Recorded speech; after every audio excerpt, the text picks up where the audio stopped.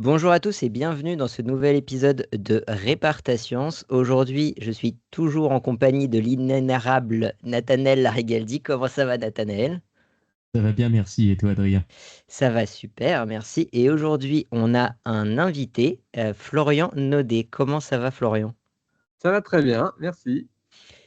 Écoute, Florian, moi, je te connais depuis pas mal de temps. Je vais raconter un petit peu l'anecdote parce qu'en fait, j'avais postulé à Matrix pour être postdoc à Matrix et j'avais du coup discuté avec John Ioannidis et Steven Goodman et qui m'avaient dit où ça va être compliqué de venir avec une femme et un enfant, mais je connais quelqu'un qui travaille avec John à Chypre et c'est comme ça que je suis allé travailler avec Zacharias Magnadis qui était aussi un ancien postdoc de Matrix et qui du coup avait ce groupe à Chypre. Et ensuite, tout le monde a discuté des anciens postdocs de Matrix, c'est-à-dire Daniel Fanelli. On m'avait aussi beaucoup parlé de toi. Et en fait, c'est comme ça que j'ai découvert qui tu étais et qu'après, je me suis intéressé parce que je me suis dit, putain, il y a quand même pas beaucoup de chercheurs qui s'intéressent à la métascience en France. Et donc, je me suis dit, oh, il y en a un autre, incroyable. Et c'est comme ça que je t'ai suivi ensuite tout du long parce que tu es quand même assez actif sur les réseaux sociaux. Et du coup, là, t'avoir en tant qu'invité, bah, c'est un honneur pour nous et j'espère qu'on va pouvoir discuter vraiment de tout ton parcours et de ce que tu as pu apporter à la métascience durant ces dernières années. Euh, alors, comme je connais pas hyper bien ton parcours, à part ce que tu postes sur les réseaux sociaux, je suis allé regarder en fait, sur un des sites, je crois que c'est le site de Restore, je sais pas comment ça se prononce, Restore, ouais, Restores, ta bio. Et en fait, donc tu es médecin, psychiatre à la base. C'est ça. Euh, et alors, bon, je vais commencer direct par la question, tu sais, un peu chronologique, quoi.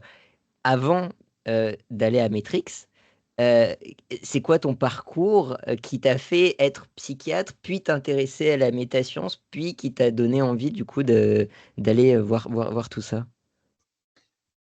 Alors du coup, en fait, voilà, je suis psychiatre, hein, donc je me suis formé à la psychiatrie, j'étais interne, et quand j'ai voulu faire de la psychiatrie, j'avais envie d'aller du côté de la recherche, en fait, principalement. Et en psychiatrie, la recherche est un petit peu fragmentée entre la recherche sur les neurosciences, pour faire simple, la recherche sur la psychothérapie, avec plein d'écoles de pensée, etc. Et moi, j'avais pas tellement envie de choisir, donc je me suis dit que ce qui m'intéressait, c'était plutôt la méthodologie. Et donc j'ai commencé en fait à faire des masters d'épidémiologie et je me suis Ok. formé à l'épidémiologie. Ensuite, j'ai dû, ouais, j'avais un petit peu de mal à trouver des gens pour m'encadrer dans la méthodologie en psychiatrie. Il n'y a pas énormément de personnes qui font ça, et encore moins dans ma ville à Rennes. Et donc, un petit peu par hasard, j'ai rencontré Bruno Falissard, qui est prof de santé publique à Paris, qui est pédopsychiatre et qui est aussi, du coup, mathématicien et qui fait donc de la méthodologie. Et j'ai commencé à travailler un petit peu avec lui. Donc j'ai découvert la méthodologie comme ça. J'ai travaillé beaucoup sur la question des antidépresseurs à l'origine et en fait, avec une méthode de méta-analyse. Donc je suis rentré dans ce domaine par les méta-analyses. Et au moment de mon postdoc, je réfléchissais un petit peu vers où j'allais. J'avais deux options. Soit d'aller dans le domaine vraiment de la recherche sur les antidépresseurs et l'effet placebo, parce que je travaillais beaucoup sur ces questions-là, soit d'aller dans le domaine de la méta-recherche. Et un petit peu par hasard, j'ai appris l'existence de Matrix. Et donc, je suis allé par là et j'ai continué le domaine des méta-analyses. Voilà, donc ensuite, je suis parti là-bas avec toute ma famille. Waouh. Et effectivement, c'était un bon conseil de ne pas forcément y aller en famille parce que c'était pas facile, compte tenu du salaire dans la Silicon Valley Ouais. pour un post-doctorant Et du coup, et de la vie. du coût Mm. de la vie, notamment pour une famille. Et donc, je suis allé à Matrix et j'ai continué dans le domaine donc, de la méta-analyse et de la méta-recherche. Ok, parfait. Ça fait sens. Moi, j'avais vu, parce que du coup, j'ai combiné ce petit bout de biographie avec tes publications scolaires. Ta première publication, c'est en 2010. Et c'est ce que tu disais, hein, c'était des recherches du coup, sur la dépression, sur les médicaments pour la dépression, et puis le placebo, avec justement l'idée de méta-régression. Puis après, de méta-analyse. Mm. Tu as aussi un article que j'ai beaucoup aimé le titre, Can a true effect be built on a wrong model? Donc un de tes tout premiers articles. Et du coup, ouais, cette idée de méta-analyse, euh, c'est vrai que du coup, toi, tu es dans le domaine biomédical, c'est un domaine, je crois, on a jamais invité personne du domaine biomédical. On a invité un kiné une fois, Yvan, mais c'est quand même pas la même chose. La méta-analyse en 2010, c'était quelque chose en psychologie qui n'était pas hyper utilisé. Je sais que Cochrane, c'était plutôt les années 90, donc j'imagine que dans le domaine biomédical, c'était quand même beaucoup plus utilisé, mais il y a eu un boom maintenant. Mm. Toi, le fait d'être arrivé à la méta-analyse à cette époque-là, bon, en fait, ma question elle est très simple. C'est pourquoi tu vas t'être intéressé aux méta-analyses à ce moment-là? Qu'est-ce qui fait que tu t'es intéressé aux méta-analyses et à la synthèse de preuves? Alors moi, il y a plusieurs choses. Donc, pourquoi je me suis intéressé à la méta-analyse? Parce que en fait, c'était la méthode qui pouvait permettre de répondre à la question qu'on se posait. Euh, la question qu'on se posait avec Bruno Feissard au tout début, c'était de savoir si euh, les résultats observés dans les études observationnelles pouvaient être différents des résultats observés dans les études randomisées contrôlées. C'est une Ouais. question qu'on se pose toujours, hein, qu'on se pose depuis longtemps, qu'on se pose toujours, à laquelle on n'a pas forcément de réponse. Et on s'était dit qu'on allait essayer d'y répondre avec la méta-analyse. Donc, c'est finalement pour répondre à la question qu'on a utilisé ça. Ça, c'est la première réponse. Et la deuxième chose, c'est qu'à cette époque, moi, j'avais des méta-analyses dans le domaine de la psychiatrie qui étaient assez importantes et influentes, et moi qui m'ont beaucoup influencé. Il y avait la méta-analyse notamment de Cipriani, qui est une méta-analyse qui compare tous les antidépresseurs les uns par rapport aux autres, donc une méta-analyse en réseau. Et à la fois, pour nous, la méta-analyse, c'était pas tellement nouveau, mais la méta-analyse en réseau, ça l'était. Et donc, du coup, on était assez fascinés par cette nouvelle approche. Et d'ailleurs, peut-être à tort. Et ensuite, il y avait une autre, une étude plutôt de méta-recherche d'Eric Turner qui évaluait les antidépresseurs et qui évaluait l'existence d'un biais de publication dans la littérature. Donc lui, il avait fait la méta-analyse des données publiées versus la méta-analyse de données FDA, donc la Food and Drug Administration. Et il montrait que finalement, quand on se basait sur l'ensemble des données qui étaient plutôt exhaustives dont disposait la FDA, on avait un effet beaucoup plus faible que celui qu'on pouvait avoir quand on se basait sur les données publiées. Et donc, en fait, ces deux méta-analyses-là, elles étaient très influentes. Elles sont sorties un petit peu en même temps au moment où moi, je commençais à faire mes revues de la littérature, etc. Et donc, elles m'ont pas mal influencé aussi pour la suite. Et pour te donner envie de faire aussi des méta-analyses. Ouais, ça m'a donné envie d'en faire. Ça m'a donné envie de comprendre comment on faisait ces méta-analyses en réseau. Ça m'a un peu ouvert les yeux sur le fait qu'il y avait des biais de publication et que justement, il fallait travailler sur cette littérature pour la rendre peut-être un peu plus transparente et un peu meilleure. Et donc, c'est de là que c'est parti. Voilà. Ok. On Et va longuement en parler, hein, de ces histoires de biais de publication dans la littérature parce que tu as abondamment publié là-dessus. ouais, ouais, ouais. Euh, Et puis, ouais. c'est sympa parce qu'en plus, quand on y repense, là en ce moment, je suis en train là, justement de finir une méta-analyse, cette fois-ci sur données individuelles, sur un traitement qui s'appelle la eskétamine. Et donc, c'est un registered report qu'on est en train de terminer alors qu'on l'a commencé il y a très longtemps, mais ça a mis beaucoup plus de temps que prévu. Et finalement, ce qui est sympa, c'est que celle-là, je l'ai créée avec Eric Turner, qui est l'auteur d'un des premiers papiers qui m'ont donné envie de faire ça. Donc, Ah, la c'est boucle est bouclée, Florian, ça y est. la boucle, elle ne sera jamais bouclée, mais c'est sympa. Et Ah c'est ouais. sympa de voir que du coup, il y a des gens qui nous influencent, parce que bon, son article, bon, moi, il m'a influencé. Et je pense que les articles qu'on écrit, ils influencent pas grand monde, mais que de temps en temps, ça influence une ou deux personnes.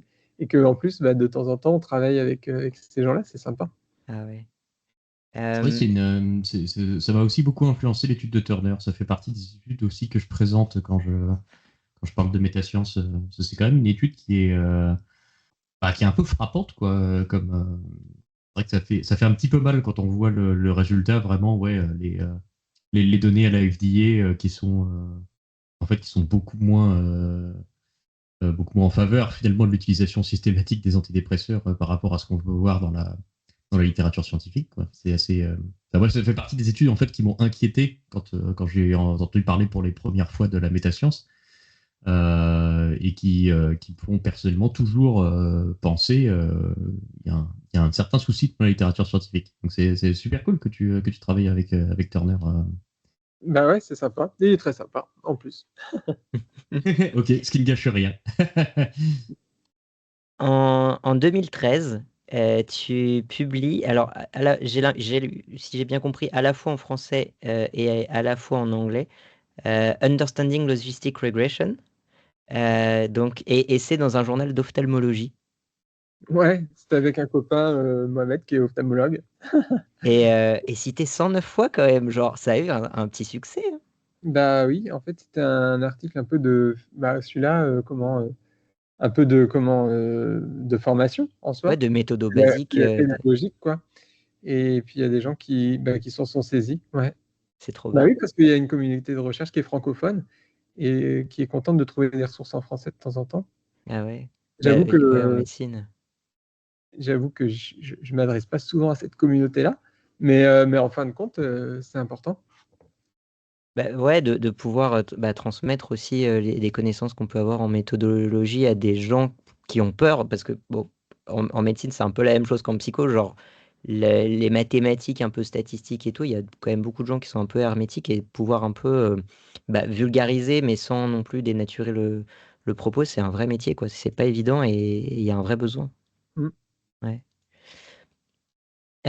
En 2014, tu as participé, alors en auteur un peu de loin, je crois que c'était avant-dernier auteur, une étude, je trouvais ça assez marrant comme thème, même si c'est quand même un thème très important. Une étude randomisée contrôlée sur l'utilisation de jus de cranberry contre les infections urinaires chez des personnes avec une sclérose en plaques. Genre, c'est vraiment hyper précis de précis de précis. Mais bon, pourquoi je l'ai choisi, c'est parce que c'était aussi pour montrer que tu t'intéresses aussi à faire des essais randomisés contrôlés, que tu n'es pas que dans cet aspect soit méthode, soit métascience, mais que tu fais aussi des essais randomisés contrôlés en tant que Ouais, tel. alors, en l'occurrence, c'est pas moi qui l'ai fait, hein. Là, j'étais Ouais, plutôt dans l'équipe méthodo, parce que bah, du coup, donc voilà, je suis psychiatre, mais par contre, je suis pas professeur de psychiatrie, je suis professeur de thérapeutique.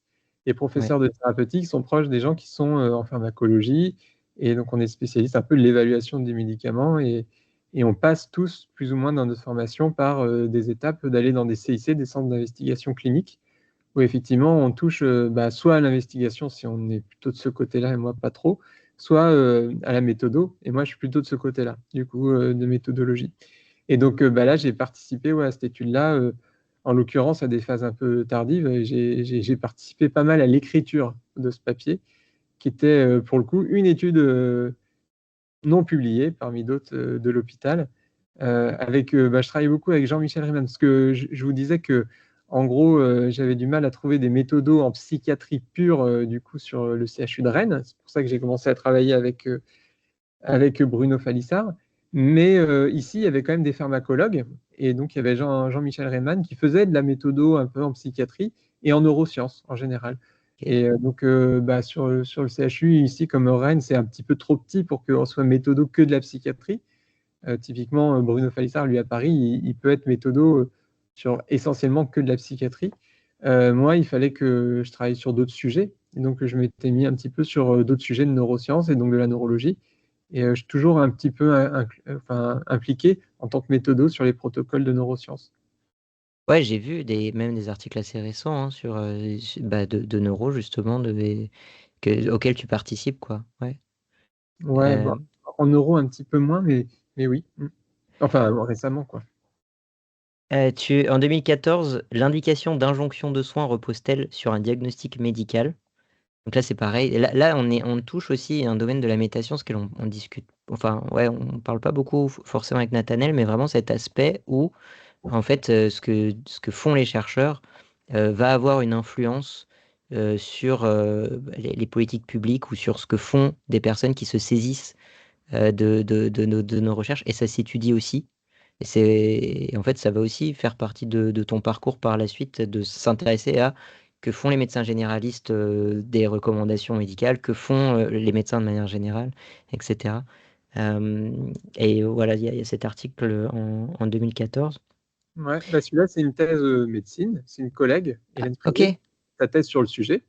Et moi, je l'ai accompagné sur la méthode et les stats. Bah, en fait, quand on est méthodo, c'était exactement ce que je vous disais au début, c'est que en gros, on n'est pas obligé de choisir un domaine particulier. On peut choisir, on peut bosser dans plein de domaines. Et je trouvais ça vachement sympa au début de mon exercice, en fait, d'être méthodo et de faire ça. Et donc, du coup, je pouvais switcher d'un sujet à l'autre. Et donc, celui-là, en fait, les injonctions de soins, en fait, c'est quand on voit des patients, nous, par exemple, en tant que psychiatre, qui ont une obligation de soins qui est prononcée par la justice. Donc, par exemple, des gens, je sais pas, qui ont été jugés parce qu'ils ont conduit alcoolisé, etc. On leur demande de voir un addictologue et on les oblige parce que on se dit que ça suffit pas de leur dire d'y aller, il faut les obliger. Et la question, c'est qu'on les oblige en fait à suivre des soins médicaux. Et la question, c'était dans combien de cas il y a vraiment un diagnostic médical de quelque chose qui pourrait être potentiellement, entre guillemets, traitable, hein, je ne sais pas si on peut dire ça. Et en fin de compte, c'était très peu fréquent. Et en plus, quand on regarde les expertises, il y avait une très mauvaise concordance entre les expertises, du coup. Ah ouais. Voilà, pour résumer. Mais en fait, du coup, c'est bon, c'est des petites choses qu'on regarde quand on est méthodo. Et c'est vrai que donc après, si on refait l'histoire, je suis parti à Matrix avec ma famille, là. Et puis, quand je suis revenu, et que j'ai postulé pour un poste donc, de prof, c'est vrai qu'on m'a dit, mais qu'est-ce que tu fais? Moi, je dis, je fais le méthodo, c'est-à-dire j'aide les gens. Et ils m'ont dit, mais non, c'est pas ça un chercheur. Un chercheur, ça doit avoir ses propres sujets de recherche, etc. Donc, tu dois pas aider les gens, tu dois avoir tes propres sujets de recherche. Donc, ça, c'était les critères pour me recruter. Au final, ça m'a motivé à développer mes axes de recherche et j'ai diminué mon activité de méthodo. Et au final, c'est dommage parce que finalement, la recherche, elle est collaborative et quand même, finalement, les gens qui nous évaluent nous disent de ne pas collaborer, c'est comme ça. Et donc, c'est pour ça qu'au fur et à mesure, j'ai plus des recherches qui sont mes propres thématiques que celles des autres, alors que là, ce qu'on vient de voir, c'est des thématiques sur lesquelles j'ai beaucoup collaboré au début. C'est vrai qu'on n'a pas parlé. T'es allé à Matrix en quelle année exactement? Entre 2015 et 2017. D'accord. D'accord, donc juste C'était mon après ça, ouais. post-doctorat. En fait, j'ai fait ma thèse, je pense, courant 2013, ma thèse de sciences, donc avec mes histoires d'antidépresseurs, de méta-analyse en réseau, dans lesquelles on comparait d'ailleurs des placebos. Et puis ensuite, je suis parti à Matrix. Alors ensuite, j'ai fait mon clinica. Nous, on doit passer être chef de clinique. Donc, c'est un poste hospitalo-universitaire, mais temporaire, du coup, de 2 ans renouvelable. Donc, on peut le faire 3 ans, on peut le faire 4 ans. Mm. Moi, je l'ai fait 2 ans et ça m'a suffi parce que c'est vraiment fatigant d'avoir à la fois l'activité clinique très intense et en plus l'activité de recherche. Et donc, j'ai eu la chance de pouvoir partir à Matrix au bout de 2 ans. Donc, j'avais fait mon temps en chef de clinique et je suis parti à ce moment-là en Californie pendant 2 ans. D'accord. D'accord. Ouais, et du coup, par rapport à ce que tu disais, c'est vrai que enfin, c'est quelque chose qui revient très souvent, hein, de dire, mais finalement, il faut trouver ton petit sujet, ton petit apport pour démontrer à quel point tu es différent des autres et que toi, tu connais mieux que les autres ce sujet-là. Bah oui. Et en fait, tu peux pas être à la fois très bon pour aider les autres et en même temps avoir ton sujet à toi, c'est très compliqué, quoi. Bah Et ouais, j'ai l'impression qu'on est beaucoup dans ce cas-là ouais, à ouais, souffrir un peu de cette situation de double comment, incentives, quoi, qui est une demande de méthodo, mais en même temps, bah, si tu veux avoir un poste permanent, il faut être spécialisé. Ouais. ouais. Moi, j'en Ouais. souffre pas en vrai, à vrai dire. Dans le sens où j'ai trouvé ça injuste quand on m'a fait reprocher, quand on me l'a reproché en tout cas. Mais en même temps, moi j'ai trouvé ça super parce que j'avais plein de trucs à développer. Et Ouais. donc je me suis dit, bah, allez, c'est parti, hein. Et je collabore toujours autant. Maintenant, c'est beaucoup les gens qui viennent collaborer avec moi plutôt que l'inverse. C'est-à-dire que. Et ça, je regrette un peu, ça c'est sûr que je regrette un peu, mais en même temps, j'ai développé une indépendance, je travaille sur mes sujets et là-dessus, je suis content. Ouais, stop. Alors, et ce qui est marrant, c'est que du coup, tu m'as dit entre 2015 et 2017, et en fait, moi, j'ai rien noté entre 2015 et 2017, parce que l'article suivant que j'ai noté, c'est en 2018 sur le baclofen, The First Do Not Harm, Motto, A New French Paradox. En fait, à ce moment-là, tu as beaucoup travaillé sur le baclofen, même, enfin, les années précédentes et les années suivantes aussi, il va y avoir aussi des articles dessus et ouais, des articles sur l'utilisation des médicaments en France, antidépresseurs, dépendance à l'alcool, etc. Et sur la connaissance des médecins et des généralistes sur ces médicaments. Est-ce que tu veux nous en parler un petit peu? Ouais, bah alors en fait, je suis passé de la dépression à l'alcool, donc ça c'est le premier truc. Comment dire, en fait, c'était pas tellement le baclofène qui m'intéressait au début, c'était le nalméphène. L'étude, enfin cette histoire-là, elle a commencé justement quand j'étais chef de clinique. Donc quand on est Ok. chef de clinique, bah, je vous ai dit juste avant, hein, on est sous l'eau, on travaille beaucoup, beaucoup, beaucoup. On n'a pas le temps de faire grand-chose, on ne le fait pas toujours très bien parce que c'est difficile. Et là, il y avait le mec du laboratoire qui était venu me voir pour que je fasse une présentation sur Nalméphane, qui est un nouveau traitement de l'alcoolodépendance qui se donnait avec l'idée de réduire les consommations d'alcool. Et en ce sens, en réduisant les consommations d'alcool, on réduirait les risques liés à l'alcoolodépendance. Parce que le problème de l'alcool, c'est pas forcément de boire, mais c'est toutes les complications qui sont liées aux alcoolisations et aux alcoolisations répétées, etc., qui peuvent être des complications. On en a parlé, on peut se retrouver en injonction de soins à cause de ça, parce que finalement, on picole de trop et on se castagne, ou bien on a des accidents de bagnole, ou alors on peut avoir des complications somatiques parce qu'on développe une cirrhose et tout ça. Et donc l'idée, c'est de boire moins et du coup, en buvant moins, en fait, d'avoir moins de complications. Donc c'est l'idée avec ce traitement. Et le gars du labo vient me voir. Alors, moi, je souhaitais être indépendant, donc j'avais dit non, je préfère pas. Et puis il avait dit ah si quand même, ce serait bien que vous le fassiez. Enfin, il insistait beaucoup. Finalement, j'ai dit oui, que j'allais faire sa présentation, mais j'ai dit bah, je la fais sans être financé, donc parce que je tiens à être indépendant et je tenais déjà à l'époque à être assez indépendant, enfin à être totalement indépendant. Et du coup, j'ai dit je fais ça sans être financé. Je dirais ce que je voudrais.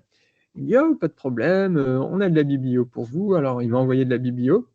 Donc là, vous recevez la biblio quand vous êtes chef de clinique. Bah, en fait, c'est exactement comme quand l'État islamique, ils ne veulent pas qu'on ait d'informations sur eux. Ils balancent tout avec les groupes sanguins de leurs personnes, etc. Donc le temps que vous trouvez quelque chose d'intéressant dans les données, vous avez perdu votre temps. Donc ils m'ont donné vraiment beaucoup de biblio. Effectivement, dans un temps court, j'ai pas eu le temps de le préparer. Ils m'ont aussi donné les diapos. Et ça, c'était génial puisque les diapos, elles étaient déjà toutes prêtes. Donc c'est pas grave. Mais il a dit, vous pouvez les modifier. Et c'est vrai que la veille de la présentation, j'ai voulu les modifier parce que j'ai fait un peu de temps, juste la veille. Et quand j'ai voulu les modifier, finalement, les diapos, en fait, c'était des images qui étaient collées sur les diapos, donc je ne pouvais pas les modifier. Donc, finalement, j'ai réussi à avoir un calque. Et à la fin du calque, j'ai pu mettre 2, 3 autres infos, et notamment les autres traitements. Alors moi, je présentais pas les données cliniques, je présentais les données biologiques, du coup. D'ailleurs, j'avais dit au mec du laboratoire, mais moi, vous savez, je suis expert en pharmacologie clinique et thérapeutique, mais moi, c'est le versant thérapeutique et pas le versant biologique. Donc, je ne connais rien du tout à comment fonctionnent les médicaments, l'alcool. Mais c'est pas grave, vous connaîtrez déjà beaucoup plus que les gens qui sont dans la salle. Donc, c'était déjà tous les addictologues de Rennes. Donc, ça, c'était marrant. Et il me dit, c'est pas grave. Bon, alors du coup, voilà. Et il me dit, par contre, ce sera un autre collègue à vous qui va présenter les données cliniques. Et là, c'était vachement bien parce que lui, il avait aussi un PowerPoint fait par le laboratoire. Mais alors le mien, ça apparaît clair que c'était fait par le laboratoire. C'était le laboratoire Lundbeck. J'avais le logo et tout ça. Et lui, il n'avait pas le logo. Et il m'a dit, ouais, lui, on y a fait un diaporama beaucoup moins connoté. Donc, c'est pas lui non plus qui a préparé ces diapos. Mais par contre, quand vous les regardiez, vous aviez l'impression que par rapport à moi qui présentais la physiopathologie, etc., lui qui présentait les données plus sensibles, cliniques, et du coup, on avait l'impression qu'ils avaient fait dans son garage, du coup, les diapos. Et du coup, c'était une expérience marrante, hein, parce que j'ai pu découvrir un peu les techniques de promotion de l'industrie avec cette expérience. Et puis, en fin de compte, j'avais toutes les données qui m'avaient filées. Et je m'étais dit, parce que tous les ans, j'encadrais un master à l'époque, je disais, tiens, pour le master que je vais encadrer cette année, je vais réutiliser les données qui m'a filées, et puis un nouveau traitement dans une nouvelle indication, c'est-à-dire réduire les consommations, qui était différente de l'indication habituelle. Avant, c'était maintien de l'abstinence. Donc, les gens arrêtaient de boire et on leur donnait un médicament pour pas qu'ils reprennent. Là, en fait, ils continuent à boire et on leur donnait un médicament pour qu'ils boivent moins. Et je me suis dit, tiens, du coup, comme j'étais influencé par cette méta-analyse en réseau de Cipriani à l'époque, je dis, il y a de quoi faire une méta-analyse en réseau pour essayer de voir, parce qu'il y avait d'autres traitements qui étaient dans cette indication, dont le baclofène, qui était en train de venir. Et puis, il y avait aussi un autre médicament qui s'appelle l'analtrexone, qui est exactement comme le nalméphène. Donc, baclofène, nalméphène, ça finit pareil, mais ce n'est pas le même mécanisme d'action. Par contre, naltrexone, nalméphène, ça finit pas pareil, mais ça commence pareil, c'est à peu près la même chose. Et du coup, je me suis dit, bah, tiens, ça vaut le coup de les comparer de manière au moins indirecte dans une méta-analyse en réseau. Et je vais regarder ça. Et puis finalement, donc, le temps passe. Quelques mois après cette présentation-là, je regarde le dossier et je regarde notamment les documents de l'Agence européenne du médicament. Et les mêmes documents que ceux qu'Eric Tannen utilisait, lui, pour la FDA en Amérique, bah, nous, on a les mêmes en Europe. C'est les EPAR, European Public Assessment Report, de l'Agence européenne du médicament. Je regarde le truc et là, je me rends compte en fait qu'il y avait un avis contradictoire, que les experts n'étaient pas du tout d'accord sur la mise sur le marché du médicament, que ce médicament a été mis sur le marché sur la base d'analyse en sous-groupe, qui avait été réalisé a posteriori des essais, que les essais n'avaient pas suffisamment en fait de niveau de preuve pour pouvoir les mettre sur le marché. Et donc je me suis dit, avant de faire une méta-analyse en réseau, on va faire une méta-analyse tout court, du coup, pour évaluer le niveau de preuve de ce médicament. Voilà, et donc là, on a fait cette méta-analyse. Donc en fait, à- plutôt que de tester si c'est plus efficace qu'un autre médicament, tu veux déjà savoir si c'est efficace tout court. Enfin, c'est Par ça rapport au l'idée, placebo. quoi. Exactement. Et donc, c'est ce qu'on a fait. Et on a fait cette première méta-analyse avec Clément Pavlacur, qui était donc du coup, qui a commencé sa thèse de science sur le sujet. Et on a fait une thèse sur cette question du nalméphène, en fait, et de réévaluer son niveau de preuve. Donc, à partir du nalméphène, voilà. Et là, très rapidement, on a été des vraies vedettes auprès de la galaxie baclofène. C'est-à-dire que le baclofène, c'est un médicament qui s'est construit comme étant un médicament déjà sur le marché depuis longtemps, qu'on voulait positionner dans le traitement de l'alcoolodépendance, alors qu'il était sur le marché pour le traitement de la sclérose en plaques et de la spasticité dans la sclérose en plaques. Et du coup, c'était le traitement typiquement qui était sur le marché, que les laboratoires pharmaceutiques méchants ne voulaient pas. Et donc, du coup, pour nous refiler des daubes comme le nalméphène. Et donc, quand nous, on a publié sur le nalméphène, ça allait dans le sens de leur narratif. En gros, qu'il y a une industrie méchante qui fait des médicaments pourris. Et puis bon, à la place, le baclofène, personne s'y intéresse. Voilà. Donc nous, on s'y intéressait au baclofène, avec le même niveau d'exigence que pour le nalméphène. Et effectivement, bah, c'était pas glorieux. Donc c'est comme ça que je me suis intéressé ensuite au baclofène. Et avec mon collègue Alain Braillon, effectivement, dès qu'il y avait un article à sortir, et dès qu'il y a un article encore à sortir sur le baclofène qui fait pas la part des choses, ben, on en remet une petite couche, quoi. Voilà, on s'amuse bien avec Alain. Et on s'amuse bien et en même temps, c'est un peu, ce qu'on observe partout dans toutes les sciences, c'est qu'il y a des trucs qui veulent enfin, il y a des croyances qui veulent pas mourir, quoi. C'est-à-dire que, bah, en fait, il y a des trucs, ça existe. Il y a des effets, des théories qui n'existent pas, mais on continue de publier dessus. Puis il y a des médicaments qui n'ont pas une preuve d'efficacité suffisante, mais on continue de publier dessus. J'ai l'impression que ça s'arrête un peu jamais. Oui, alors après aussi, tout dépend de ce qu'on appelle preuve d'efficacité suffisante, et ce niveau-là, il n'est pas forcément le même d'une personne à l'autre, du coup. Et donc, je dis pas forcément, nous, on envoie nos petites lettres, hein, mais peut-être qu'on a tort, en fait. On a peut-être tort. Ce qui est bien, c'est qu'on puisse le dire et que Ouais, d'autres puissent réagir derrière. ouais.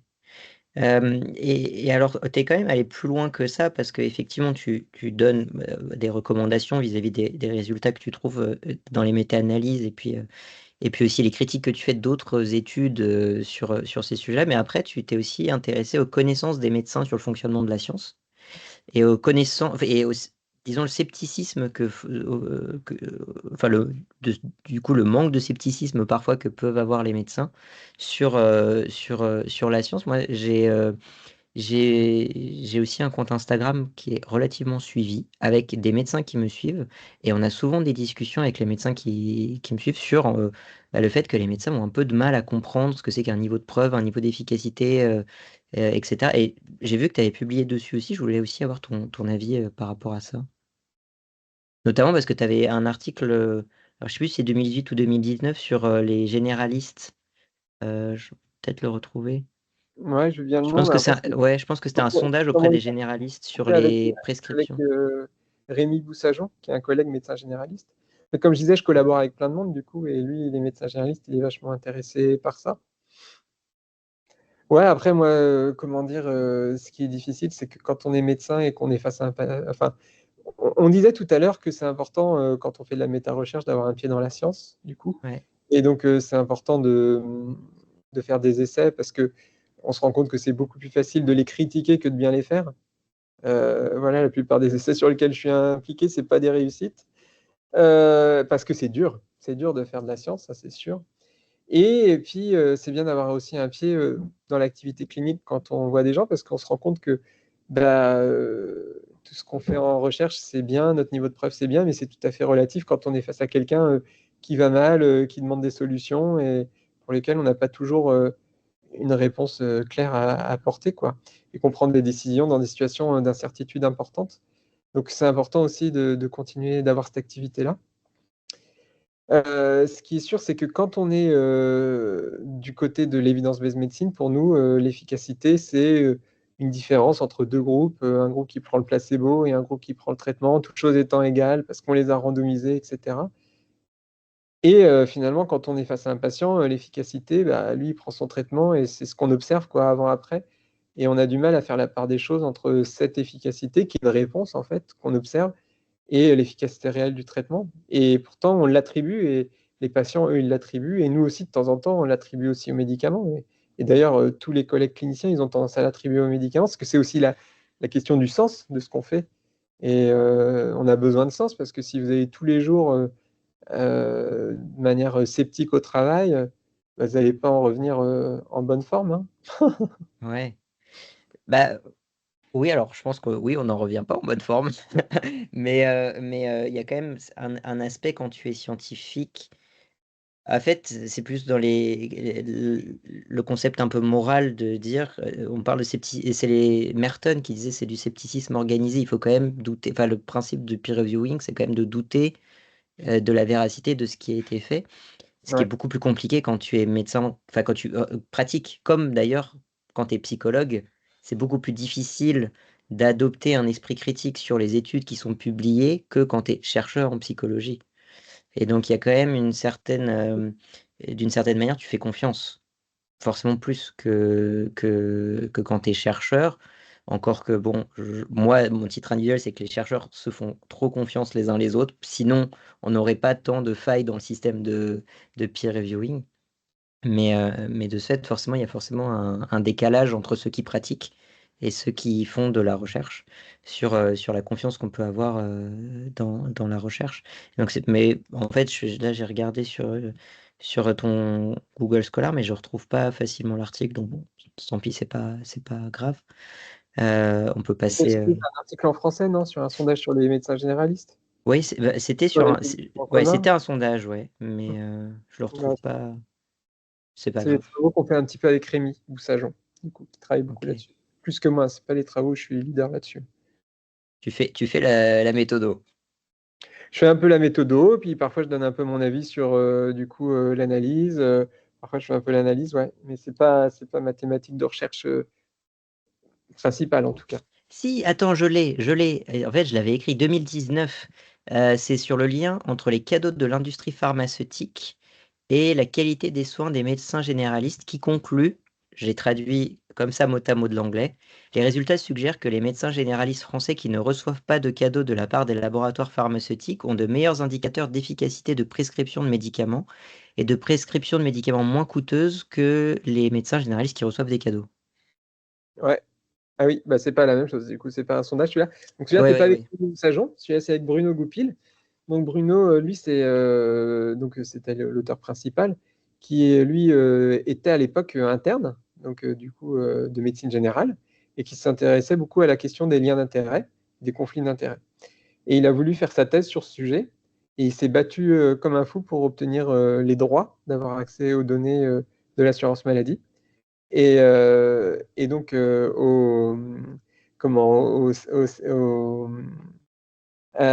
donc, on a eu les droits, et avec les collègues donc, qui font de la pharmacoépidémiologie, c'est-à-dire qu'on a l'habitude de travailler sur ces grosses bases médico-administratives, on a fait cette étude. Et là, j'étais impliqué dans Alors le bilan. attends, parce que je vais me faire. Oui, oui, oui, il y a un Je vais me doctorant qui faire. arrive. Il y a un Il y doctorant. a un doctorant qui est. Voilà, voilà. Voilà. Allez, Bon, on va se faire bonjour. un petit peu interrompre. Et il t'entend pas parce que j'ai donné le casque, mais Ah moi je oui. suis un doctorant, il a dit. Aurel, tu fais pas de bruit, on va écouter. D'accord. Vas-y, on t'écoute.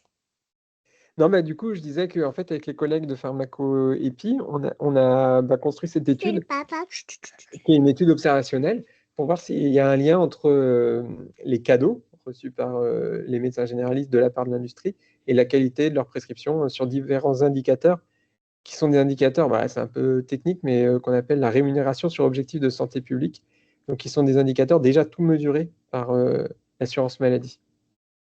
En fait, les médecins généralistes, il faut le savoir, mais quand finalement, ils atteignent un certain nombre d'objectifs en santé publique, par exemple, prescrire plutôt des génériques, pas prescrire trop d'antibiotiques, éviter de prescrire trop d'anxiolytiques, etc., ils ont une petite prime. Donc, du coup, ces indicateurs sont très bien mesurés. Donc, on a tous ces indicateurs pour tous les médecins généralistes.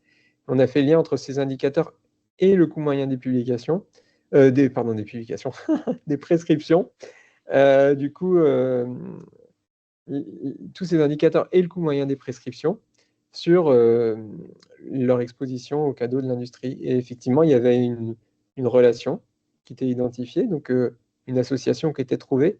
Et cette association, elle était assez belle parce qu'elle était dose dépendante. Donc plus on a de cadeaux, plus il y a de prescriptions à la fois chères et dégradées, moins de génériques, etc., par rapport aux objectifs de la ROSP, la rémunération sur objectif de santé publique. Donc voilà, donc ça, cette étude-là, oui, effectivement, elle a fait du bruit. On a gagné pendant quelques temps sur Twitter un hashtag balance ton médecin grâce à nous. Et voilà. Et les collègues sont allés au journal télévisé enfin non, c'était pas les collègues, mais c'était les gens de chez Prescrire qui ont pu y aller. Mais les collègues ont été pas mal sollicités suite à cette étude. Et du coup, ça fait forcément écho à du coup, ton expérience avec ce PowerPoint qui t'avait été fourni pour expliquer les bénéfices du médicament, etc. Ah bah oui. Et moi, je voulais du coup ton avis là-dessus. Du coup, c'est vraiment, faut arrêter que l'industrie pharmaceutique fasse des cadeaux. Genre, il faudrait vraiment réguler complètement le truc. Bah, c'est difficile. Ce qu'on dit à la fin du papier, c'est que nous, on est des méta-rechercheurs et on dit qu'il serait temps de ne pas faire des études observationnelles sur le sujet. Vous vous souvenez, mon sujet principal, c'était la question entre les études observationnelles et les études randomisées, et qu'il faudrait qu'on évalue ça dans des études randomisées. Donc oui, pourquoi pas une étude randomisée en cluster dans laquelle, dans un groupe, dans un certain nombre de régions, on interdit tout lien avec l'industrie, et dans un autre, on les autorise et on regarde la différence. Ce serait intéressant. Mais là, voilà, l'acceptabilité d'une telle étude, elle va être compliquée. À la suite de cet article, tu vas faire une série d'articles, enfin une série, c'est 2 à 3 articles, j'ai plus exactement combien en tête, sur le népotisme des revues médicales. Est-ce que tu peux nous expliquer ce qu'est le népotisme et comment tu as pu l'observer dans les revues médicales? Oui, alors là, bah, c'est avec ma collègue Clara Locher, donc, qui est pharmacologue, elle, au CHU de Rennes. Bah, tout est venu, en fait, pareil, de la... Alors, je vais faire une petite digression, parce que du coup, c'est marrant. Donc, suite à cet article sur les liens d'intérêt financiers, on en a fait un autre, du coup, rigolo, dans Ah, lequel on a... c'est celui d'après 2023, le Free Lunching Index, c'est celui-là Alors, dont ça, tu vas c'est un parler? troisième rigolo, mais on en a fait Ah un là autre. là! Là, on a pris les membres des bureaux des sociétés savantes. Donc, cette fois-ci, c'était aussi en collaboration. Donc, vous voyez, je collabore toujours, mais plus trop avec les collègues de Rennes. Ce coup-ci, là, c'était avec des collègues de Nice, dans le sud de la France. Là, on a pris les sociétés savantes de médecine. Donc, il y en a en cardiologie, il y en a en orthopédie, il y en a en psychiatrie, il y en a tout dans les domaines. Et on a pris les membres des bureaux de ces sociétés savantes. Et on a regardé combien, en fait, parmi eux, avaient des liens, des connexions avec l'industrie pharmaceutique, qui sont très nombreux. Il y a quasiment tous, du coup, qui en avaient. Et cette étude, elle avait été reprise par la chaîne YouTube du professeur Raoult en disant, regardez, la médecine française est corrompue, etc. Ce qui est toujours marrant parce que ça nous ramène un peu à la question du nalméphène et du baclofène. Le nalméphène, c'est l'industrie pharmaceutique. Bon, bah voilà, ils font leur truc et la qualité n'est pas au rendez-vous, on laisse passer ça, bah, c'est passé. Et puis de l'autre côté, il y a les gens un peu populistes qui disent bah, nous, on a des traitements qui n'ont pas de preuves, mais qui marchent, alors il faut les donner, etc. Et dans la Covid, on a exactement la même chose. On a eu des gens qui disaient non, il faut des essais randomisés. Puis bon, parfois, on a eu aussi des industriels qui ont poussé des médicaments avec une efficacité très douteuse, comme Remdesivir. Et puis, on a d'autres qui ont dit, mais rendez-vous compte, c'est un scandale, le Remdesivir, ils sont tous mafieux, ils sont tous corrompus. Nous, on a des bons traitements, l'hydroxychloroquine. Et puis, en fait, c'est le même narratif qui joue depuis longtemps, en fait, avant la Covid, après la Covid, ou pendant la Covid en tout cas. Et donc, Didier Raoult qui prend notre étude dans le BMJ Open, là, sur les sociétés savantes, qui dit regardez cette étude publiée dans le BMJ. Alors déjà, il ne fait pas la différence entre les deux journaux, sachant qu'il y en a un qui est plus sérieux que l'autre quand même si le BMJ Open a des standards quand même, mais bon, c'est vrai que parfois ils sont longs pour faire le peer review, ceux-là. Et en tout cas, voilà, donc lui qui le met de manière un peu erronée comme étant un article du BMJ en disant que tout le monde est corrompu. Donc c'était notre heure de gloire puisqu'on est passé dans sa chaîne YouTube. et en même temps, on s'est rendu compte, et c'est d'ailleurs Clara qui s'est rendu compte de ça, c'est que lui, il publiait toutes ces daubes dans ses propres revues, du coup, ou des revues dans lesquelles lui, il était très proche du comité éditorial. Donc au début, on a analysé simplement le cas de sa revue New Microbe and New Infection, dans laquelle il publiait énormément de sa recherche. Alors je dis sa revue, hein, il n'était pas éditeur en chef, mais c'était ses voisins de bureau, du coup, ou de palier, ou je ne sais pas comment c'est organisé là-bas, Oui, mais c'était à c'était l'IHE de toute façon. de son institut. Et du coup, on a analysé cette situation, on a analysé, et après, bah, c'est pareil, en méta-recherche, bon, bah, c'est intéressant de se baser sur des cas isolés, mais souvent, ce qu'on se rend compte, c'est pas que vous nagez dans la mer et de temps en temps vous trouvez un glaçon, quoi. Ce serait impossible en fait. Mais c'est que la mer est bourrée de glaçons, du coup.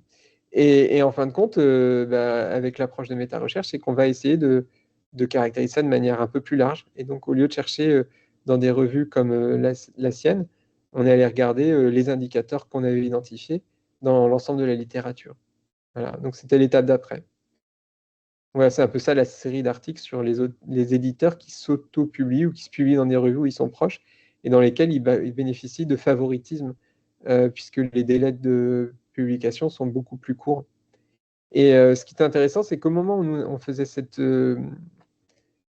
recherche sur New Microbe and New Infection, il y avait notre collègue qui est une neuropsychologue anglaise, Dorothy Bishop, qui était en train d'explorer la même chose dans les revues de psychologie.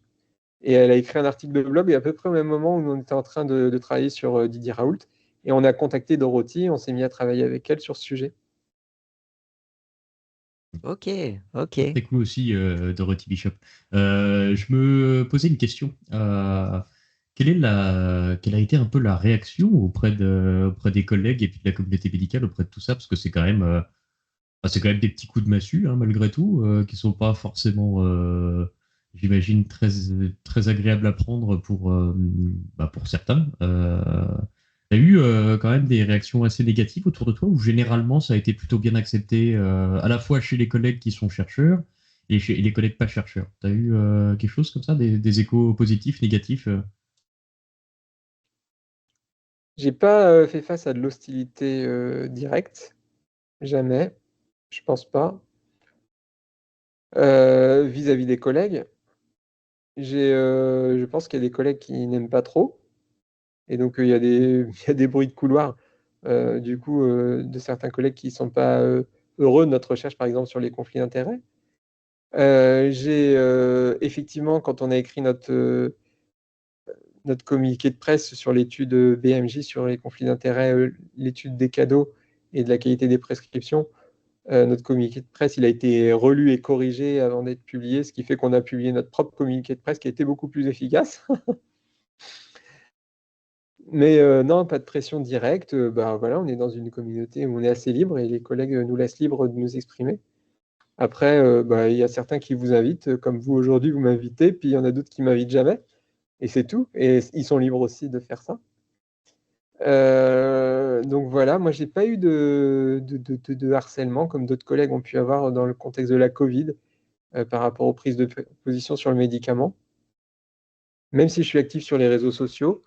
Alors après, je tweete beaucoup moi en anglais et du coup, c'était pas, comment dire, je pense, intéressant pour ceux qui le font en français. Donc ça m'a un peu sauvé la vie de ce côté-là. En même temps, je vais pas souvent au conflit non plus. Quand les gens sont pas d'accord, je leur dis qu'ils ont le droit de pas être d'accord et que moi aussi. Et donc voilà, j'ai pas eu de ça. De temps en temps, effectivement, on subit peut-être des pressions un peu, comment dire, des pressions. Par exemple, sur le baclofen, une fois, donc j'avais donc bon, en fait, c'est rien d'écrire dans la littérature scientifique, ça ne fait rien à personne. Les industriels, ils l'ont compris depuis longtemps. Vous faites un article critique, ça leur fait de la publicité, puisque derrière, ils peuvent en faire trois pour contredire. Voilà. Par contre, quand vous allez parler dans la presse, c'est plus compliqué. Ils redoutent plus. Voilà. Et donc, vous avez des industriels qui sont professionnels et qui laissent pisser quand même, parce qu'ils savent que c'est la meilleure stratégie, je pense, j'imagine. Et vous avez des gens moins professionnels et ceux-là sont plus facilement agressifs. Donc, sur le baclofen, effectivement, on a affaire à des gens moins professionnels. Ce qui fait que, une fois, j'avais donc parlé dans le Guardian et je reçois un mail, du coup, un peu insultant. En mettant en copie John Ioannidis en disant que je suis irresponsable et que je fais les choses mal. Ce à quoi d'ailleurs John me répond qu'il reçoit souvent des mails de ce style-là et que ça prouve que je fais du bon travail. Et effectivement, lui qui fait du bon travail, il en reçoit souvent. Et voilà. Mais ça s'est arrêté à des mails, en mettant en copie mon directeur, voilà, des choses comme ça. Ou de temps en temps des mails menaçant de plainte, mais n'allant pas au-delà pour l'instant. Ah, Voilà. t'as quand même vu ça. C'est quand même. Bon, c'est pas rien non plus, quoi. Mais bon, c'est pas évidemment Bah, disons que c'est monstrueux, pas mais. agréable. Ouais. C'est pas agréable. Hmm. J'ai eu Mm. plusieurs fois des mails de médecins me disant qu'ils allaient contacter l'ordre des médecins si je continuais de dire que ce qu'ils prescrivent, enfin ce qu'ils vendent sur Instagram ne fonctionne pas. Ouais, il y a des pressions comme ça qui existent de temps en temps. Ouais. Ouais, ça peut, ça peut. Alors moi, Mm. c'est peut-être encore, comment dire, moins violent pour moi parce que je suis moi-même médecin et comment dire, je suis professeur de thérapeutique, donc je suis assez établi aussi. Ce Ouais. qui veut dire que si les gens viennent dire qu'ils ne sont pas d'accord avec moi, au moins j'ai cet argument d'autorité qui permet un peu de me défendre, qui fait que peut-être ils oseront moins m'attaquer. Je sais pas. Mais après, non, je pense que ça limitera pas et un jour ça me tombera dessus. Et est-ce que à l'inverse, tu as l'impression que ton travail, parce que ça fait quand même 25 ans que tu es là-dedans, ça a eu une influence sur le système, ça a changé quelque chose dans le système de publication scientifique ou de fonctionnement de la recherche dans le domaine biomédical ou quoi? Ou est-ce que vraiment tu as l'impression d'avoir servi que d'observateur du système qui parfois fait des recommandations mais qui n'ont pas forcément été suivies? Non, bah déjà ça c'est pas mal. Voilà, après c'est comme le médicament, on ne sait pas ce qui serait passé si c'était pas arrivé. Voilà, donc il faudrait un contrefait, donc un système qui fonctionne sans des gens, qui font de la méta-recherche et cetera, pour savoir ce que ça donne, quoi.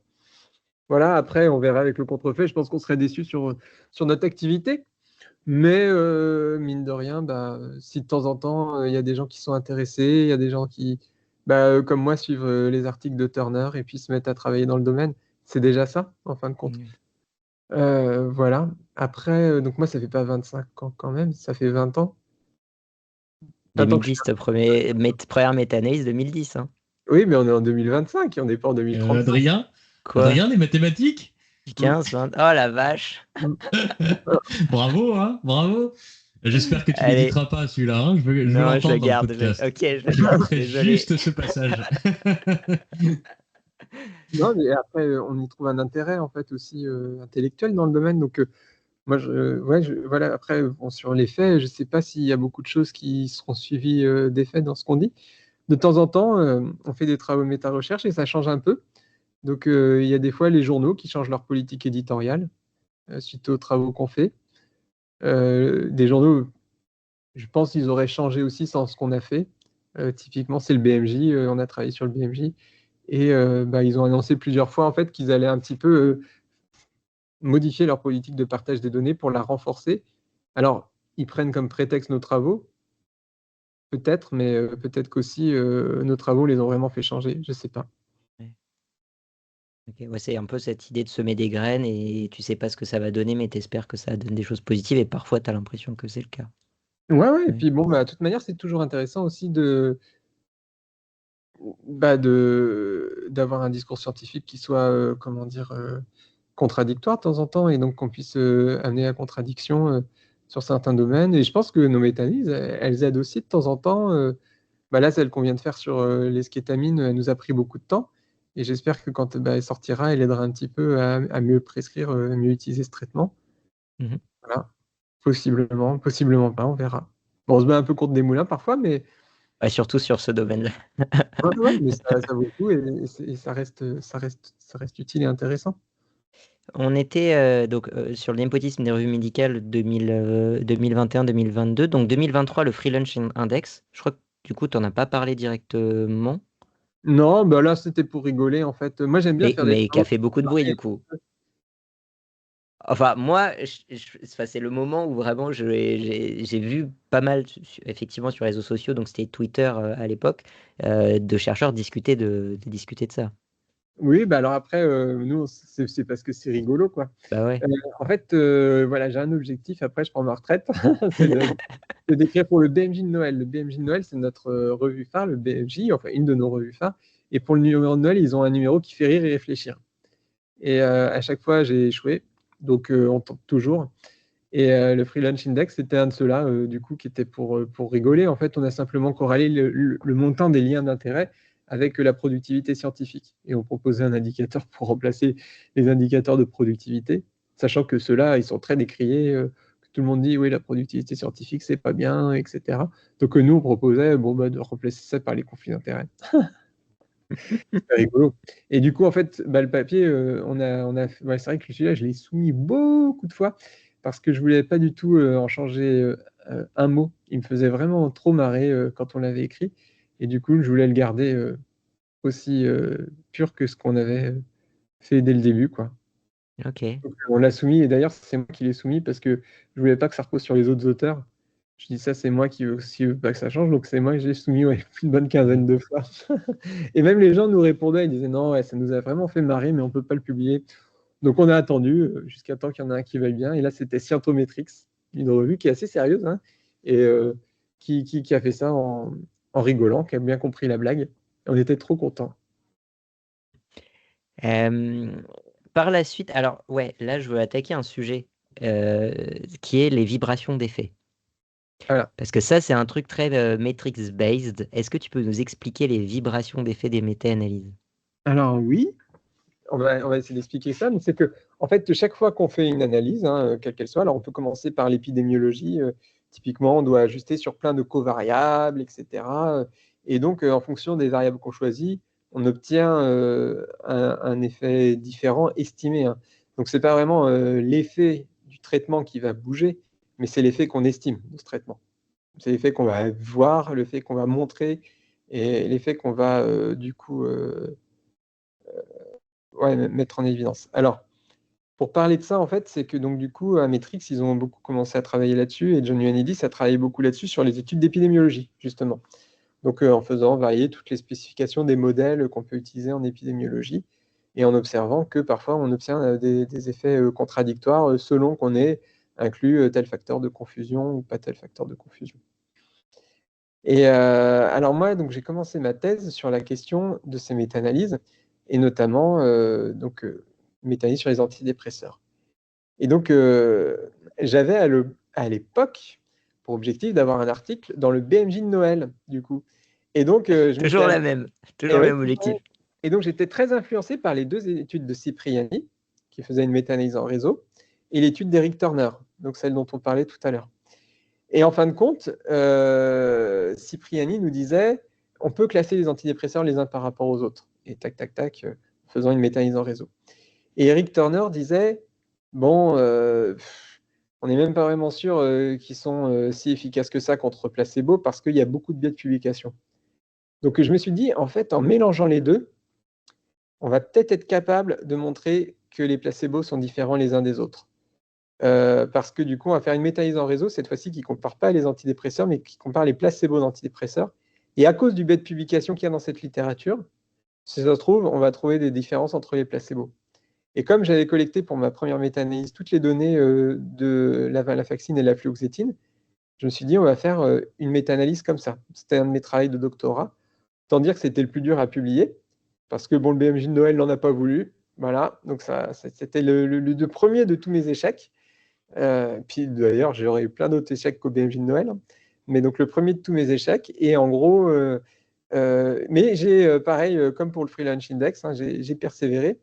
Et je l'ai soumis dans un journal qui s'appelait BMC Medicine, qui a accepté de le publier, en disant que c'était un papier qui faisait un point philosophique, et pas pour le coup médical. Et c'était d'ailleurs le principe, hein, c'était de faire un peu rire et puis derrière réfléchir, qui disait que on n'a pas trouvé de différence entre les placebos, mais qu'on pouvait même pas forcément en être sûr parce qu'il y avait vraiment du biais de publication dans cette littérature. C'était un peu le topo. Et je me souviens à l'époque, hein, franchement, mes collègues psychiatres me disaient non mais Florian, là, tu pars dans une mauvaise direction. Un psychiatre ne doit pas dire ça. Et donc ça faisait partie des petites pressions gentilles, hein, que je recevais, mais qui n'ont jamais été des pressions méchantes, hein, en soi. C'était des bons conseils, hein, pour quiconque voudrait faire la carrière de psychiatre. C'était des bons conseils. Je ne les ai pas suivis, mais j'ai fait une carrière de thérapeute. Enfin, j'ai commencé. Voilà, je n'ai pas encore fini. On verra où ça me mène. Et du coup, j'ai fait donc cet article. Et d'ailleurs, cet article, c'est celui que j'ai présenté quand j'ai postulé pour aller à Matrix. Il fallait que je présente un article. Et c'est celui-là qui les a fait marrer, du coup, et qui les a en fait intéressés. Voilà. Quand je suis allé à Matrix, je venais de finir mes études sur le nalmefène, la première, la méta-analyse en comparaison directe. On avait aussi fait la méta-analyse en réseau, qu'on avait commencé, qu'on finira quand je serai à Matrix, celle que je voulais faire sur ces traitements de la codépendance.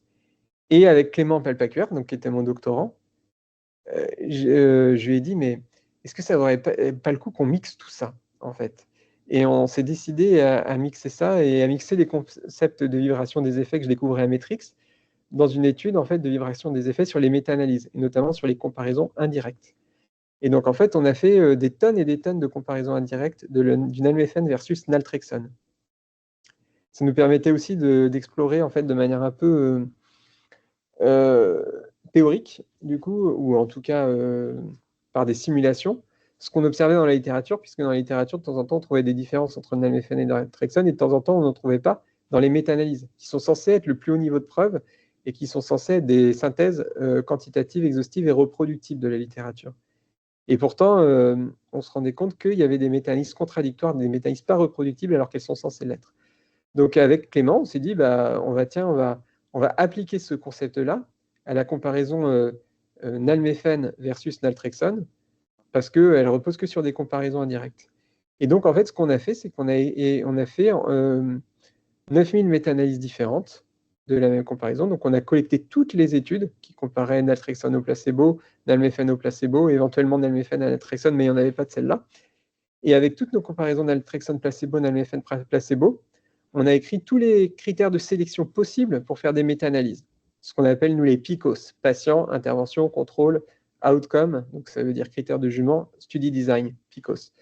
Donc on a écrit plein de PICOS différents, et à chaque possible PICOS, on avait 2 choix possibles, ce qui nous combinait 9200 choix possibles, et on a fait 9200 comparaisons indirectes. Et on a observé effectivement des méta-analyses qui trouvent qu'il n'y a aucune différence entre les deux, et très probablement il n'y a pas de différence entre les deux, parce que comme je vous disais, naltrexone et nalmefène, c'est vraiment la même famille de médicaments, avec la même cible, du coup, et des petites nuances forcément entre les deux. Mais la petite nuance, si vous la regardez d'un point de vue chimique, elle est vraiment toute petite. Et donc le pharmacophore, donc, ce qui est censé réagir au niveau des récepteurs, à peu près le même entre les deux. Bon. Et donc, on faisait des méta-analyses qui ne montraient pas de différence, mais on faisait aussi des méta-analyses qui montraient une supériorité du nalmefène et des méta-analyses qui montraient la supériorité de la naltrexone.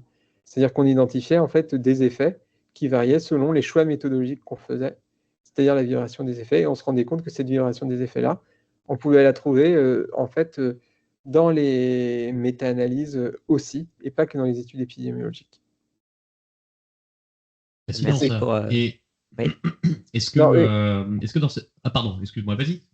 Non, et ça mettait du sens en fait sur ce qu'on observait, puisque à ce moment-là, John commençait à observer ça, John Ioannidis, et puis nous aussi on a travaillé là-dessus, c'est qu'on a de nombreuses méta-analyses contradictoires dans la littérature.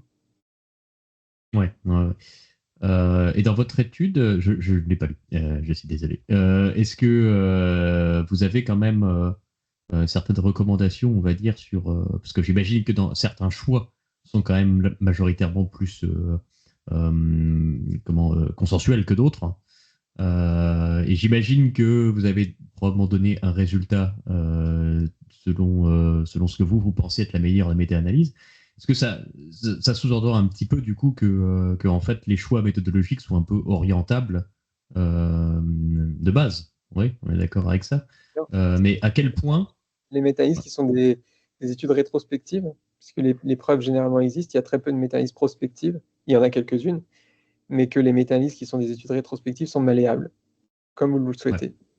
Et elles sont malléables soit par volonté, et par exemple, avec des collègues, on a travaillé sur les méta-analyses du psoriasis, donc dans le traitement du psoriasis, par les biologiques.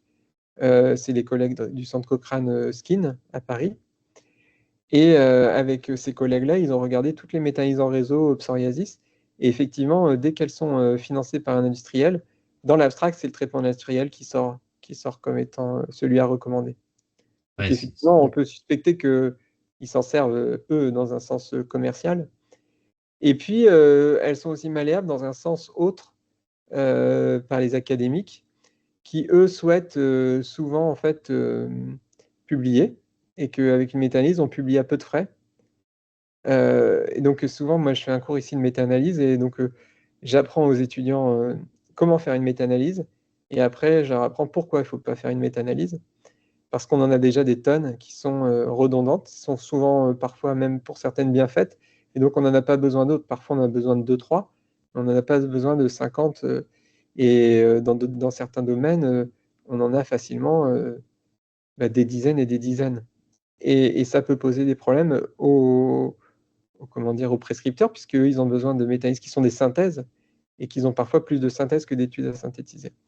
Et, ouais, et donc, j'apprends aux gens comment ne pas les faire, parce que la base, quand vous faites de la consultation méthodologique en méta-analyse, c'est quelqu'un qui vient vous voir, qui dit, bah, moi, c'est un interne, voilà, j'ai besoin de faire une méta-analyse parce que mon patron m'a demandé de faire une méta-analyse. Donc nous, on parle patron hein, en médecine, hein, c'est médiéval ici. Hein, donc du coup, le patron demande de faire une méta-analyse.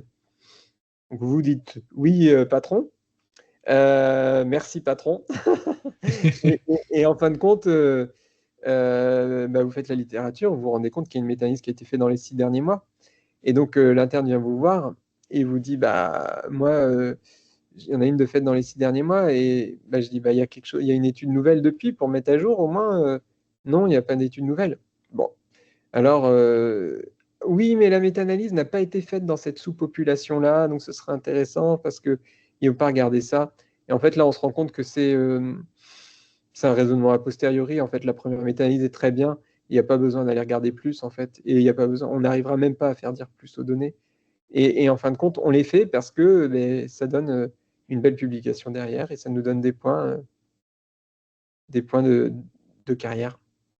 ouais. En plus, les méta-analyses ont tendance à être très citées parce que c'est très arrangeant Oui, et C'est là, facile à publier. vous allez vous galérer pendant 6, 7, 8 ans pour faire une étude randomisée qui ne va pas inclure et que derrière, elle va être négative parce que l'hypothèse n'était pas bonne. Et parce qu'en plus, souvent, elle manque de puissance parce que vous n'êtes pas réussi à arriver au bout de vos inclusions et que vous avez fait un travail potentiellement important qui contribue quand même.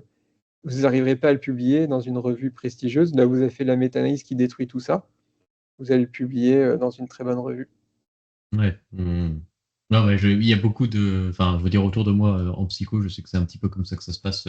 Il y a énormément de doctorants, enfin, j'en vois de plus en plus, en fait, où en fait, on leur conseille de faire ça. En fait, leur première étude, il faut que ce soit une méta-analyse, comme ça, ils sont obligés de faire une revue de littérature. Et puis ensuite, ils ont directement une publication qui sera vachement citée et relativement simple à écrire, puisqu'ils ne se prêtent pas trop la tête pour savoir quelles sont les bonnes méthodes à faire pour faire la méta-analyse. Donc, du coup, ils prennent le bouquin de base et puis voir c'est ce que je vois aussi des fichiers Excel déjà faits avec déjà toutes les formules qui sont rentrées. Donc, il y a juste à inclure les études et puis ça fait tous les calculs automatiquement, quoi. Mm. Et hop, ça fait une C'est dur publication ça, à peu de frais. Nathanaël, parce que moi, j'ai créé ces fichiers Excel, d'accord? J'avais fait, justement, un de mes travaux de thèse, ça a été de faire un modèle de méta-analyse reproductible où j'avais une feuille Excel, un fichier R Markdown, une feuille Word et une feuille de supplementary où il y avait du coup Prisma, etc., pour que les autres chercheurs s'en servent. Et ça a été pas mal suivi. Il y a pas mal de chercheurs en social qui l'utilisent. Et on avait fait deux modèles. Un modèle pour les études expérimentales, donc typiquement un groupe expérimental contre un groupe contrôle, et un modèle d'études corrélationnelles, où en fait, enfin ce qu'on appelle psychométrique, où en fait tu as des échelles de mesure, typiquement deux échelles différentes de dépression, et tu veux savoir si, enfin je sais pas, tu veux savoir s'il y a une échelle de si la dépression est corrélée avec le neuroticisme ou quelque chose comme ça, bah, tu vas pouvoir faire des méta-analyses psychométriques où tu vas en fait pondérer par la fiabilité des échelles. Et donc on a ces deux modèles-là. Et oui, forcément, ça simplifie la manière de faire des méta-analyses. Ouais. Bah ouais. Néanmoins, Et c'est bien. Florian, j'ai Et des... juste pour revenir, Ouais, c'est très bien que les étudiants ou n'importe qui commence en fait son travail de recherche par faire une revue systématique de la littérature. En fait, c'est vachement Ouais. important et c'est bien. Le problème, c'est que souvent, elles existent déjà. oui. C'est là qu'il y a un souci. Mais si elles n'existent pas, effectivement, c'est bien de commencer par là parce que c'est bien d'informer ces hypothèses par ce qui existe. En fait, ça évite de poursuivre des questions qui sont pas les bonnes. Ça évite de poursuivre des questions qui ont déjà été répondues, etc. Bien sûr. Ouais, tout à fait. Hein. Bien sûr, c'est pas une critique Ouais, ouais, ouais. Non, pour non, ça. non, Hein. mais je dis Ouais, ça, Hmm. moi, je donnais mon exemple, bon, où je dis aux gens, je les déçois un peu, mais quand je leur donne des avis méthodaux, mais de temps en temps, je leur dis, ah ben non, il y a vraiment une question à se poser, il y a vraiment quelque chose à faire, ça vaut le coup. Ouais. Ouais. Mhm. Ouais. J'avais juste une question follow-up. Je sais pas si c'est que tu veux passer à la question d'après, Vas-y. Adrien. Ou... Non, non, moi aussi, Ouais. j'ai deux questions follow-up aussi. Ah d'accord, parce que c'est pour revenir, en fait c'est follow-up mais un peu dans le passé, je sais pas comment on dit. Donc, et c'est parce que du coup, tu disais tout à l'heure que t'avais genre, vous avez essayé 9200, c'est ça, 9200 je crois, possibilités. Ouais, j'ai plus exact, Spécification. c'était plus de 9000, ouais, c'était Ouais, 9200 des poussières. Oh, je peux ouais, regarder ça. ouais, bon, En fait, ça ressemble c'est à des surtout, analyses de spécification. ouais. Ouais, Mais des ce analyses qui multivers. m'interroge, c'est selon toi, sur ces 9200 et quelques, ou plus de 9000 quoi, euh, 9216, 9216. ah d'accord, bien joué, ouais.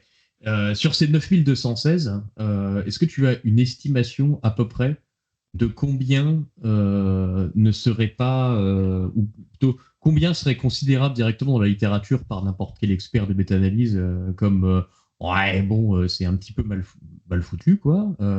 Et combien, en fait, on pourrait juste pas tellement les critiquer, on dirait, ah, mais c'est juste un choix.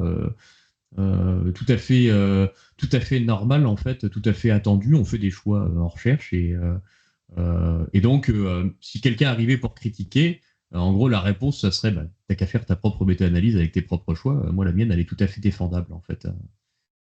Aucune idée. Ce qui est sûr, c'est que ce qu'on dit, que cette méthode de la libération des effets, elle est agnostique. Et en fait, c'est sûr que là-dedans, on fait des choix et même certains même vont être complètement. Enfin, c'est pas la pire agnostique. Hein. Il y a des méthodes encore plus où on fait tous les subsets, par exemple. C'est la technique de gauche, du coup. La nôtre, elle se base quand même sur des picos. Donc, on base sur des picos qui, à la fois, pris individuellement, ont tous un sens. C'est-à-dire que tous ceux qu'on a fait individuellement, ils peuvent se retrouver dans la littérature ou ils peuvent être choisis. Ce qui fait moins sens, c'est la combinaison de certains. C'est-à-dire que quand vous allez combiner les gens qui veulent être abstinents avec les études que chez les séropositifs et puis derrière que que les femmes, du coup, ça fait vraiment voilà, les femmes séropositives, machin. Donc là, ça fait vraiment un sous-groupe peut-être un petit peu bizarre ou inversement, les hommes qui ont pas de séropositivité, on exclut ceux qui ont la séropositivité. On pourrait trouver ça bizarre comme choix, quoi, du coup, de tout mélanger. Et Ouais. donc là, effectivement, il y a des combinaisons qui n'ont aucun sens, du coup, et Hmm. qui pourraient très bien ne pas être choisies. Donc, bah, c'est pareil, c'est des questions qui sont en suspens. Donc, premièrement, bah, c'est que pour l'instant, on ne sait pas encore, nous, et on ne recommande pas d'utiliser cette méthode de vibration des effets en routine, parce qu'on ne sait pas du tout. Ça peut servir voilà, comme une arme de destruction massive pour détruire tout et n'importe quoi en disant oui, je peux dire tout et son contraire, regardez, c'est ridicule, machin. Donc, on ne recommande pas d'utiliser comme ça, parce que ces analyses de sensibilité à l'extrême, elles peuvent être extrêmement mal utilisées et mal employées. Ouais. Ensuite, ce qu'on a fait, nous en tout cas, c'est qu'on s'est amusé dans notre 9216 à en identifier 2 dans chaque côté. Une qui favorise la naltrexone, une qui favorise le nalméphane, et on a extrait les picots. Et on a réussi à en trouver facilement 2 avec des picots qui ont une validité de face. C'est-à-dire, vous les regardez, vous dites, ouais, c'est pas bête. Enfin, voilà. Donc ça, on est capable d'en trouver 2 parmi les 9216. Donc c'est du cherry picking. Mais si précisément la méta-analyse est malléable, elle peut être utilisée par des gens qui font du cherry picking, c'est très faisable. Donc ça, au moins, on peut être sûr de ça. Ensuite, ce qu'on voulait faire, nous, c'était faire des études justement à la base de ces études, une fois qu'on a fait vibrer. Et ça, on ne l'a pas encore fait, parce qu'on n'a pas eu le temps et l'occasion. Mais c'est de faire des études où on les soumet, du coup. Ça pourrait être marrant Oui, absolument. de voir ce qui se passe. Comme ça, on ne l'a pas encore fait. Et on ne sait pas d'ailleurs comment on le ferait, mais on a les idées de s'amuser à ça. Mais là, pour l'instant, ce qu'on a fait, c'est juste des case studies sur vibration des effets. Donc, on a fait comparaison indirecte pour commencer. Ensuite, on a fait sur une méta-analyse en comparaison directe, head-to-head. Du coup, là, on a fait sur l'acupuncture.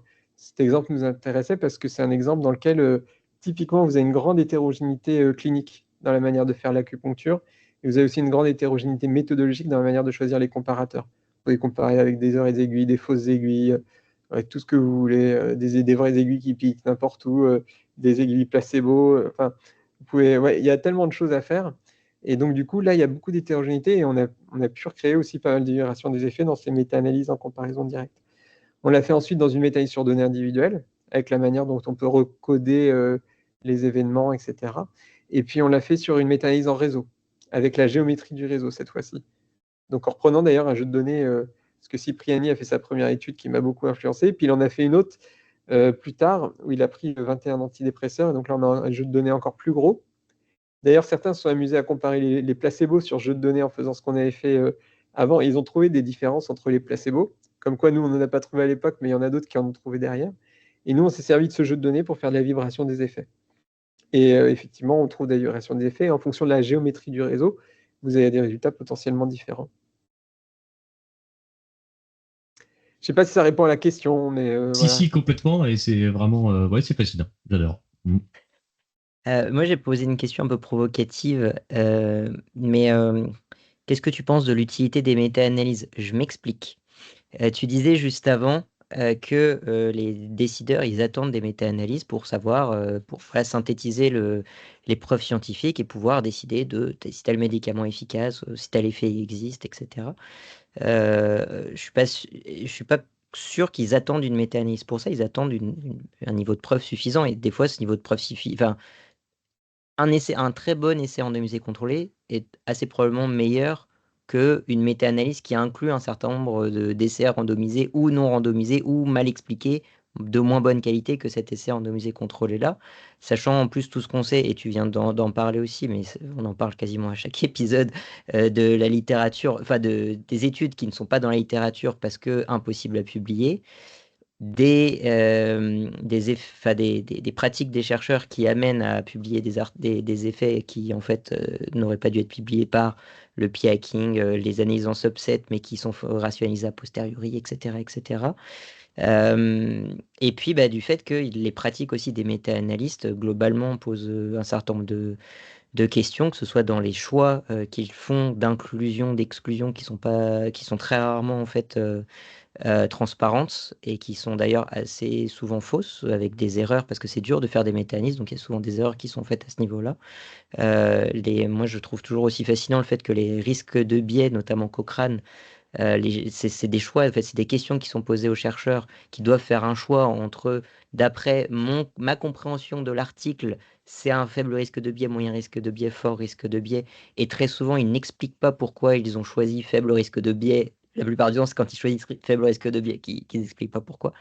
Et donc finalement, moi j'en arrive un peu à la conclusion, alors que ça fait quand même des années que je suis dans le monde de la méta-analyse, de me dire c'est quand même pas très fiable une analyse publiée parce on l'a pas rendue suffisamment rigoureuse. De manière générale, c'est assez facile de publier sans que ce soit trop rigoureux. Et qu'à se poser la question de est-ce que vraiment ça sert à quelque chose, une méta-analyse, par rapport à un très bon essai randomisé contrôlé? C'est quoi ton avis là-dessus, toi?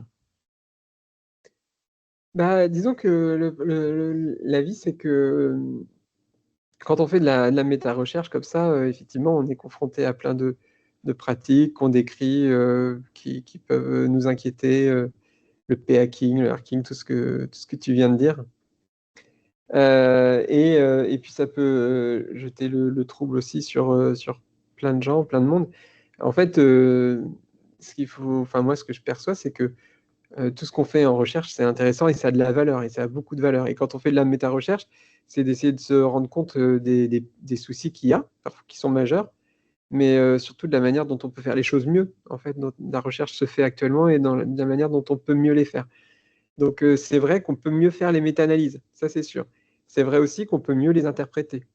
C'est vrai aussi qu'on peut être d'accord sur le fait qu'il y a une part de subjectivité dans le processus de la méta-analyse et qu'on doit faire avec et qu'on doit le prendre en compte. Là où je trouve, c'est que il y en a qui sont quand même très bien faits, des méta-analyses, et qui peuvent informer les pratiques de manière très correcte. Il y a ce système de grade qui est utilisé, qui est recommandé par la Cochrane et qui n'est pas facile à implémenter, qui est parfois un petit peu galère, mais qui nous permet en fait de donner aussi un degré de confiance dans les recommandations qu'on fait basées sur les méta-analyses. Et, et ce niveau de confiance, en fait, malheureusement, il ne transparaît pas toujours des gens qui font les guidelines et qui utilisent les guidelines. Donc, par exemple, ils retiennent la taille de l'effet. Là, j'ai un exemple en tête, la méta-analyse des antidépresseurs, cette fois-ci, dans la dépression pédiatrique, chez les adolescents. Bon, bah, les gens retiennent que la fluoxétine, un effect size de 0,5, qui serait une taille d'effet justifiant son utilisation pour certains, et dans les guidelines, c'est ce qu'on retrouve. Mais quand on va à la méta-analyse, qui pour le coup a été faite, elle dit que bah, le niveau de certitude, il est très faible, très bas dans ce. Et donc, en fait, les guidelines devraient se faire le témoin de cette incertitude et la communiquer plus aux médecins pour qu'eux aussi soient en fait plus à l'aise avec l'incertitude, puisqu'ils vont prendre des décisions en situation d'incertitude. C'est compliqué en fait quand ils prennent des décisions en situation d'incertitude, mais qu'on leur fait croire qu'il y a une certitude. Et ça, c'est complexe pour eux et c'est complexe à intégrer dans leur pratique. Ce qui est d'autant plus complexe, c'est que quand même dans Cochrane, quand tu lis, les méta-analyses Cochrane, quasiment toutes, c'est alors le niveau de preuve, il est très faible parce qu'il y a beaucoup, beaucoup d'incertitudes tout le temps sur tout. Mais ouais, et c'est comme ça qu'on se moque un peu des méta-analyses Cochrane. Mais c'est l'état de la médecine. C'est l'état de la médecine. Et de ce fait, moi parce que du coup, je fais une conférence avec John Ioannidis à Chypre, dans un mois, sur la méta-analyse justement, et en fait, ma conclusion, c'est aussi ça, c'est de dire, une méta-analyse, on ne doit pas forcément attendre une taille d'effet fiable, mais plutôt qu'elle nous donne des informations sur l'état de la littérature scientifique et comment on peut améliorer les prochaines études faites, dans ce domaine, ouais. Bah, c'est un rôle aussi de la méta-analyse, c'est-à-dire en fait de faire une sorte de cartographie des preuves qui existent et de préciser les endroits où il faut aller, du coup, aussi pour le futur. Est-ce Je que. voulais Ouais. ouais, vas-y, vas-y. Ouais, mais j'ai une question parce que je m'intéresse pas mal bon, je pense probablement de tous hein, quand même à la dissémination dans le grand public aussi de l'information scientifique et à la fois de l'information scientifique puis aussi de l'information sur la méthodologie scientifique. Et ce qui peut être vu comme la même chose, en particulier en tant que méta-scientifique, forcément, ça fait un peu partie du coup de nos missions, au moins indirectement. Et en fait, je me demandais, euh, j'ai l'impression qu'il y a beaucoup, beaucoup, en fait, dans le grand public, cette notion, pour ceux qui s'intéressent à la science, ce truc du bah, lisez les méta-analyses si vous avez une question sur quoi que ce soit. Genre, vous ouvrez Google Scholar et puis donc chez les gens qui aiment bien la science mais qui n'en font pas forcément. Puis en gros, taper anti-depressant meta-analysis par exemple, ce genre de choses. Et même, on voit finalement même des formations hein, à destination du grand public.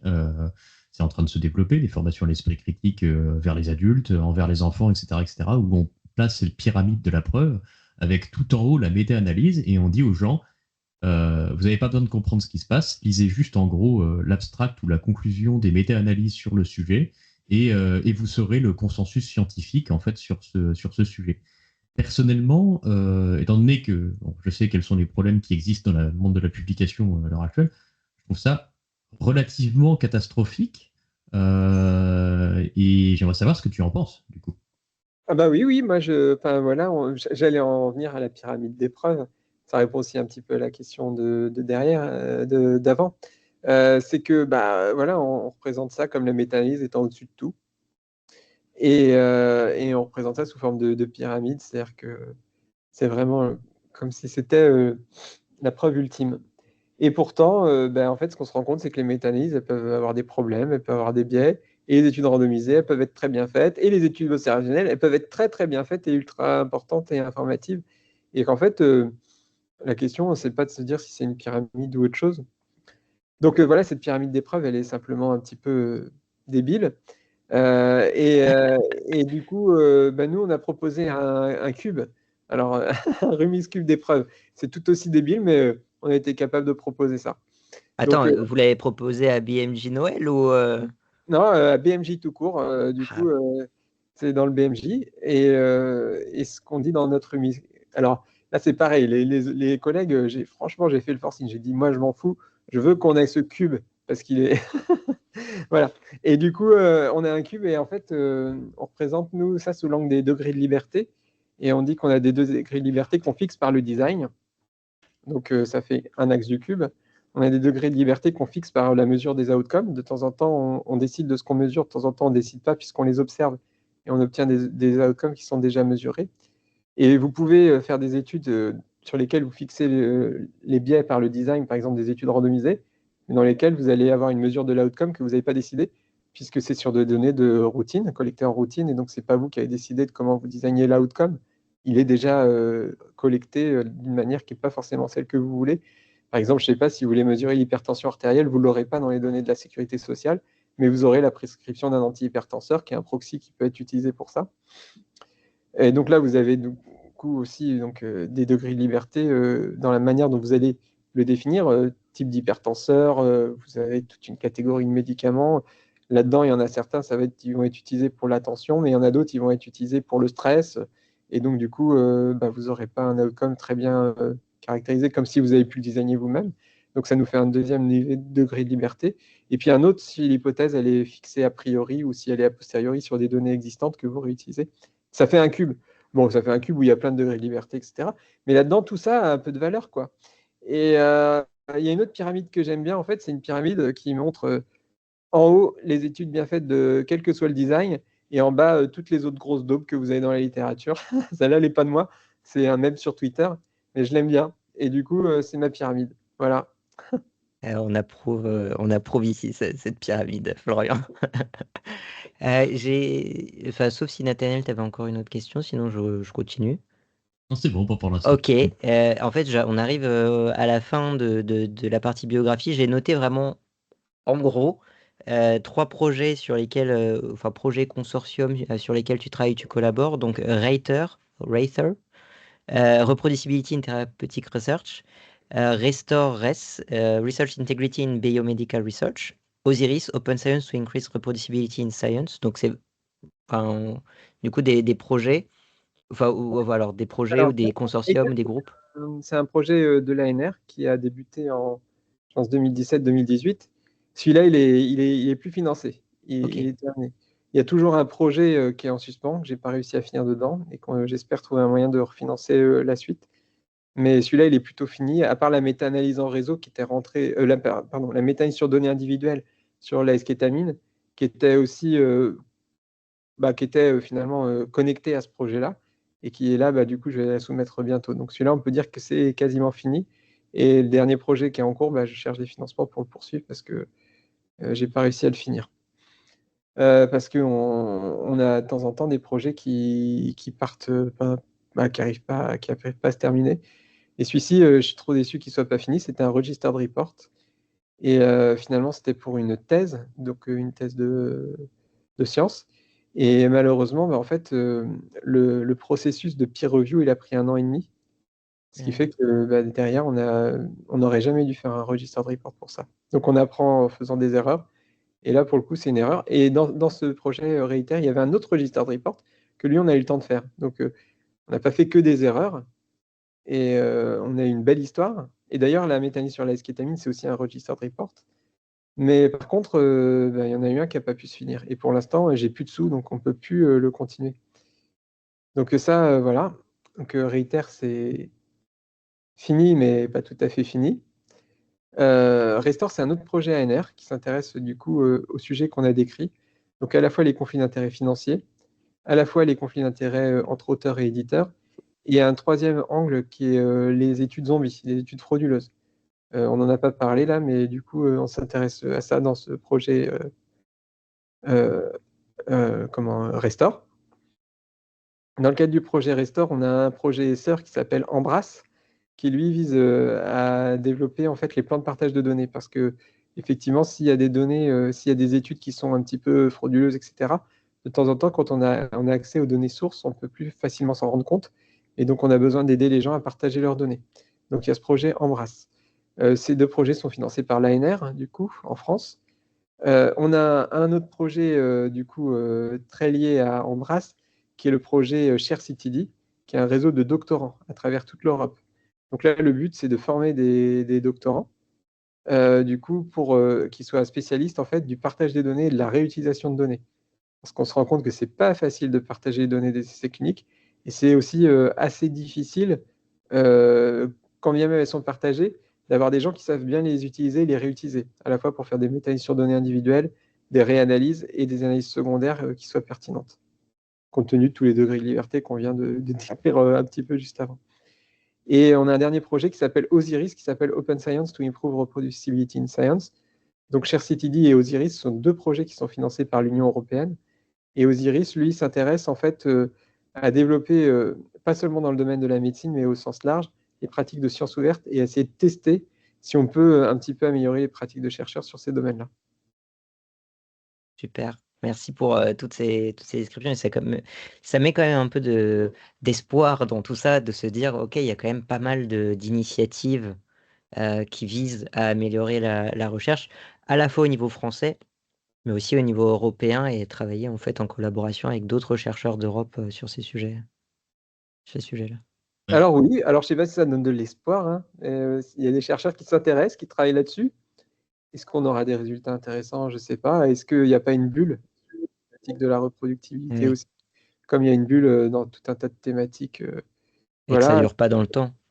et que ça dure pas dans le temps, et que finalement, parce que souvent, je présente en disant, bah voilà, moi je viens de Metrics, j'ai pas de lien d'intérêt particulier avec les industriels du médicament, mais mon post-doctorat avait été financé par la Laura and John Arnold Foundation, qui est une fondation aux États-Unis philanthropique qui finance beaucoup de recherches, qui a financé Metrics, qui a financé le Centre pour la science ouverte, qui a financé tous les projets sur la reproductivité. Et donc, si on parle d'une crise de la reproductivité, les gens me demandent pourquoi on parle de ça. Je leur dis parce qu'il y a des gens qui ont mis de l'argent pour qu'on en parle. Enfin, Et c'est même pas, il y a des gens, il y a une personne, à c'est une Stuart personne, Buck, qui a mis 60 millions d'euros là-dedans, et c'est de très loin le plus haut. Parce que je regardais, hein, Stuart Buck, donc c'est la personne dont tu parles, c'est 60 millions. Le plus gros réseau de métasciences qui existe au niveau européen, c'est MetaRep en Allemagne. Pour l'instant, ils ont dépensé 3 millions d'euros. Donc quand tu regardes la différence entre les deux, c'est colossal, quoi. Oui, oui. exactement. Donc, on parle de ça parce que finalement, il y a des gens qui ont investi là-dedans et qui ont développé des centres, et on en parle. Et donc, du coup, depuis, il y a eu du lobbying au niveau de l'Union européenne, sans doute pour qu'il y ait des projets qui se créent, et tant mieux. C'est important qu'on se saisisse de ces sujets. Mais est-ce qu'on changera les choses durablement? Voilà, je vous ai dit, j'ai fait des registered reports, j'en ai fait 2 qui fonctionnent, enfin un qui a fonctionné, l'autre, on va voir, je vais le resoumettre la phase 2 bientôt. Un autre qui est passé dans le mur, voilà, mais j'y crois beaucoup, j'aime bien, même si ça demande du temps et c'est pas simple à faire. Mais pour autant, est-ce que c'est quelque chose qui va être adopté? Est-ce que c'est quelque chose qui va être utilisé? Quand bien même ce sera utilisé, est-ce que c'est quelque chose qui va pas être mal utilisé? En l'occurrence, quand on a fait la revue systématique des registered reports sur les essais thérapeutiques en médecine, on en a trouvé plein, en fait, mais qui n'en étaient pas. qui était publié par un journal qui s'appelait Journal of Medical Internet Research, et qui publiait en fait des études avec un protocole reviewé, parfois même on se demande s'il était reviewé, et qui les publiait derrière comme des registered reports, alors que ça n'en était pas. Donc on va voir. Donc voilà, il y a des choses qui se passent, il y a plein de choses intéressantes, mais il faut garder un œil vigilant dessus. Écoute, en tant que recommandeur à Peer Community and Register Report, j'espère que les Register Report vont prendre parce que j'ai dédié beaucoup de temps au Register Report Ouais, tu peux essayer, aussi. mais bon, pour l'instant, on espère. D'ailleurs, Chris Ouais. Chambers a été financé par Stuart Bucks et par du coup l'Arnold Foundation pour faire les PCI. Bien sûr. Donc voilà, ça fait aussi partie des financements. Donc j'ai plus de questions au niveau biographique, mais par contre j'ai des questions un peu hot take pour toi. Ouais. Libre à toi d'y répondre ou de pas y répondre. Si tu me dis non, ça je veux pas y répondre, il n'y a aucun souci. La première question c'est du coup le baclofen, attends j'ai noté, le nelmefen. Nalmefene. Nelmefen, l'eskétamine, la psilocybine, tu en as aussi pas mal parlé de la psilocybine sur Blue Sky. Ma question est quand est-ce que les promesses magiques s'arrêtent? Et d'ailleurs, tu en parlais de la Covid et des médicaments extrêmement prometteurs sur la Covid, mais qui ne fonctionnent pas. Euh, voilà, c'est quoi ton avis là-dessus? J'ai l'impression qu'en fait, c'est des trucs qui reviennent. En fait, t'as toujours l'impression d'avoir des promesses magiques comme ça, et finalement, quand tu fais vraiment des études rigoureuses et sans données contrôlées ou méta-analyse critique de la littérature scientifique, tu dis non, mais en fait, le degré de preuve, il est nul à inexistant. C'est l'histoire de la thérapeutique, hein. Ça a toujours été comme ça. Et ça continuera. Ensuite, ce qui se passe, c'est que nous, la recherche en thérapeutique et en pharmacologie et les exigences réglementaires pour mettre des preuves, elle est très liée aux scandales sanitaires qui peuvent arriver. Elle est très liée au fait que ces médicaments en fait, sont donnés de manière large et que c'est industrialisé. Quand c'était pas industrialisé, si vous aviez un problème avec un médicament qui tuait des gens, bah, finalement, c'était l'apothicaire qui l'avait préparé qui finissait par avoir des gros problèmes. Maintenant, c'est des scandales sanitaires à l'échelle planétaire. Et donc, à chaque fois qu'il y a des scandales sanitaires, on décide de mesures et on monte la barre. De temps en temps, on la diminue, mais en général, on la monte. En mettant cette barre, on a des thérapeutiques qui passent la barre, qui passent pas la barre, certaines qui s'adaptent pour passer la barre. Voilà. Ce qu'on observe là avec les psychédéliques, c'est qu'on est dans un contexte différent. La recherche en psychiatrie n'a pas beaucoup finalement de nouveautés depuis plusieurs années. On a eu pendant très longtemps avec les antidépresseurs ce qu'on appelait des MeToo. Donc, on avait des drogues, médicaments qui étaient les blockbusters, comme le Prozac, la fluoxétine. Et puis derrière, ce qu'on appelait les MeToo, c'est-à-dire des médicaments faits par les laboratoires pour avoir un médicament de la même classe sur le marché. Typiquement, là, si on revient sur l'alcool-dépendance, le nalméphane, c'est un MeToo de naltrexone, ni plus ni moins. Et au bout d'un moment, ces MeToo, ça a commencé à se voir par les autorités en charge de faire de l'évaluation comparative des médicaments qui n'apportaient rien par rapport aux autres. Et donc, du coup, l'industrie perdait son intérêt à développer des MeToo et perdait même son intérêt à développer des psychotroques parce qu'ils ne trouvaient pas de choses très, très nouvelles. Donc, ils se sont progressivement désengagés et on se retrouve dans un contexte où il y a très, très peu d'innovation par les grandes firmes habituelles de la psychopharmacologie. On se trouve dans un domaine aussi où les firmes se sont beaucoup investies dans le domaine du cancer avec des médicaments. Et c'est un domaine où typiquement, là, on a diminué la barre. On a baissé la barre parce qu'on s'est dit que ce sont des gens qui sont en impasse thérapeutique et on a besoin de trouver des médicaments qui soient très rapidement efficaces pour eux. Et que quand bien même on ne serait pas sûr que le médicament marche, ce serait dommage d'en priver des gens qui en ont besoin. Et il y a eu des bons exemples de traitements qui ont révolutionné le traitement de la cancérologie avec des immunothérapies, etc.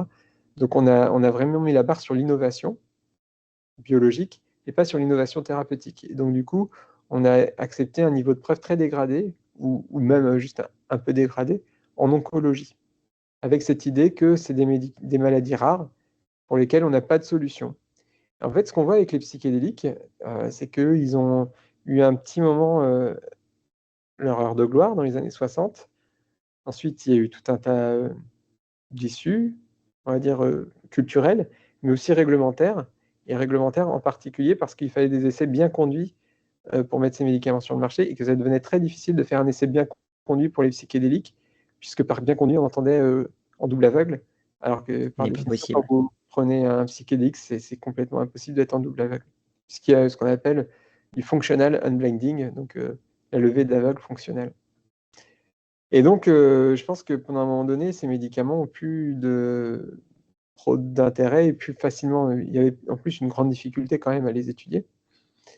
Une grande difficulté à les étudier. Et du coup, pendant un temps, on s'y est plus intéressé. Là, ils reviennent dans un contexte où le narratif, c'est de dire on va faire comme l'oncologie. C'est-à-dire qu'on a affaire à des maladies qui sont résistantes. Donc là, c'est plus la dépression, mais c'est devenu la dépression résistante. Ces maladies résistantes, du coup, c'est des gens qui sont en impasse. Et donc, on se doit de leur donner des traitements qui puissent être efficaces. Donc, vraiment avec le même parallèle que l'oncologie. Et le rendre sur le marché avec des procédures accélérées dans lesquelles on peut dégrader le niveau de preuve. Et donc, c'est exactement ce qui se passe pour la kétamine, la S-kétamine en tout cas. Le niveau de preuve a été largement dégradé. On n'avait plus des essais de 6 semaines, c'était déjà pas beaucoup, mais maintenant on a des essais de 4 semaines. Et puis, sur les essais, les études pivot, il y en avait 2 sur 3 négatives, une seule positive, là où la FDA d'habitude en demandait 2 de positifs déjà. Bon. Et donc, du coup, la S-kétamine est rentrée sur le marché comme ça. Donc, avec l'idée que c'est une innovation de rupture, mais en fait, elle n'a de rupture que le nom, parce qu'en fait, au point de vue thérapeutique, ce n'est pas une innovation de rupture. Donc, en fait, ce qui se passe, c'est que on a les drogues qu'on mérite, en fait, quand on met la barre à un endroit ou à un autre. Et nous, ce qu'on fait en méta-recherche, c'est qu'on observe ce qui se passe en fonction de la barre qu'on met. Parfois, on fait des petites recommandations sur où mettre la barre. Voilà, mais... Donc, c'est une histoire sans fin. Bah ouais, il y a quand même cette histoire du coup, enfin, pour le cancer, pour le dire assez crûment, de toute façon, s'il n'y a pas de quoi que ce soit pour les soigner, de toute façon, ils meurent. Bah, c'est le principe du cancer. Mais là, c'est pas forcément le cas. C'est-à-dire que si t'es résistant à des antidépresseurs et que tu as une dépression, évidemment que la dépression, ça augmente tes risques de te suicider, etc. Mais je veux dire, le rapport bénéfice-risque de base. C'est vrai. D'ailleurs, la kétamine, la S-kétamine, donc une AMM dans la dépression résistante, mais elle a aussi une AMM sur le continent américain, enfin, comment dire, en Amérique, aux USA. Aux États-Unis, oui, aux États-Unis. Elle a une AMM pour traiter les symptômes dépressifs des patients dépressifs suicidaires. Oui. Et quand vous regardez si ça a un effet sur les idées suicidaires, non. Et d'ailleurs, ils n'ont jamais demandé l'AMM pour les idées suicidaires. Ils ont demandé l'AMM pour traiter la dépression chez les suicidaires. Et c'est vachement marrant parce que beaucoup de médecins là-bas, quand vous leur dites ça, ils n'en croient pas leurs yeux parce que pour eux, ça traite les suicidaires. Ah, c'est dingue. Ouais. C'est l'usage fait la norme quelque part. Ça a été autorisé pour, donc c'est forcément que ça marche. Après, quand on observe des différences avant-après. Et dans les différences avant-après, heureusement qu'on observe des gens qui s'améliorent. Et d'ailleurs, peut-être parfois, dans un certain nombre de cas, c'est grâce au traitement. Puis dans un certain nombre de cas, c'est pas grâce au traitement. Voilà. Et c'est vrai que les méta-analyses Cochrane, elles nous disent tous le niveau de preuve, il est faible, etc. Mais c'est qu'elles sont simplement pas dans l'hubris médical, alors que nous, on l'est parfois en tant que clinicien un petit peu. Comme je vous disais, de temps en temps, on a besoin d'être dans cette hubris parce que ça nous donne un peu de sens aussi à ce qu'on fait. Ouais.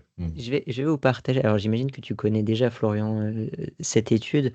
Donc, c'est ce que je vais présenter en septembre. Et après, on arrête de parler de kétamine. Mais là, on peut en parler encore un tout petit peu. Vous voyez mon écran? Bon, c'est pas podcast génique, mais je vais expliquer. Donc, c'est publié dans Neuropsychopharmacologie. Donc, c'est une revue systématique et une méta-analyse en réseau de l'efficacité de traitements antidépresseurs associés à tel traitement sur la dépression résistante. Et il y a notamment, donc ils ont testé plein de trucs, et notamment la kétamine. Et la kétamine est, selon les auteurs, le traitement associé à un antidépresseur qui a eu l'efficacité la plus importante avec un odds ratio. Donc, le pourcentage, enfin, la chance d'améliorer la condition du patient qui est extrêmement élevée, et surtout avec les petits carrés noirs, c'est le plus gros carré noir. Donc, c'est celui qui, selon les auteurs, est le plus important. Et ce qui était intéressant, et ça j'ai vu ça sur PubPeer, c'est pour ça que je vous en parle, c'est qu'il est écrit dans l'article, c'est ce qui est écrit pour vous en haut à droite, que la revue de littérature s'est fait jusqu'au 13 avril.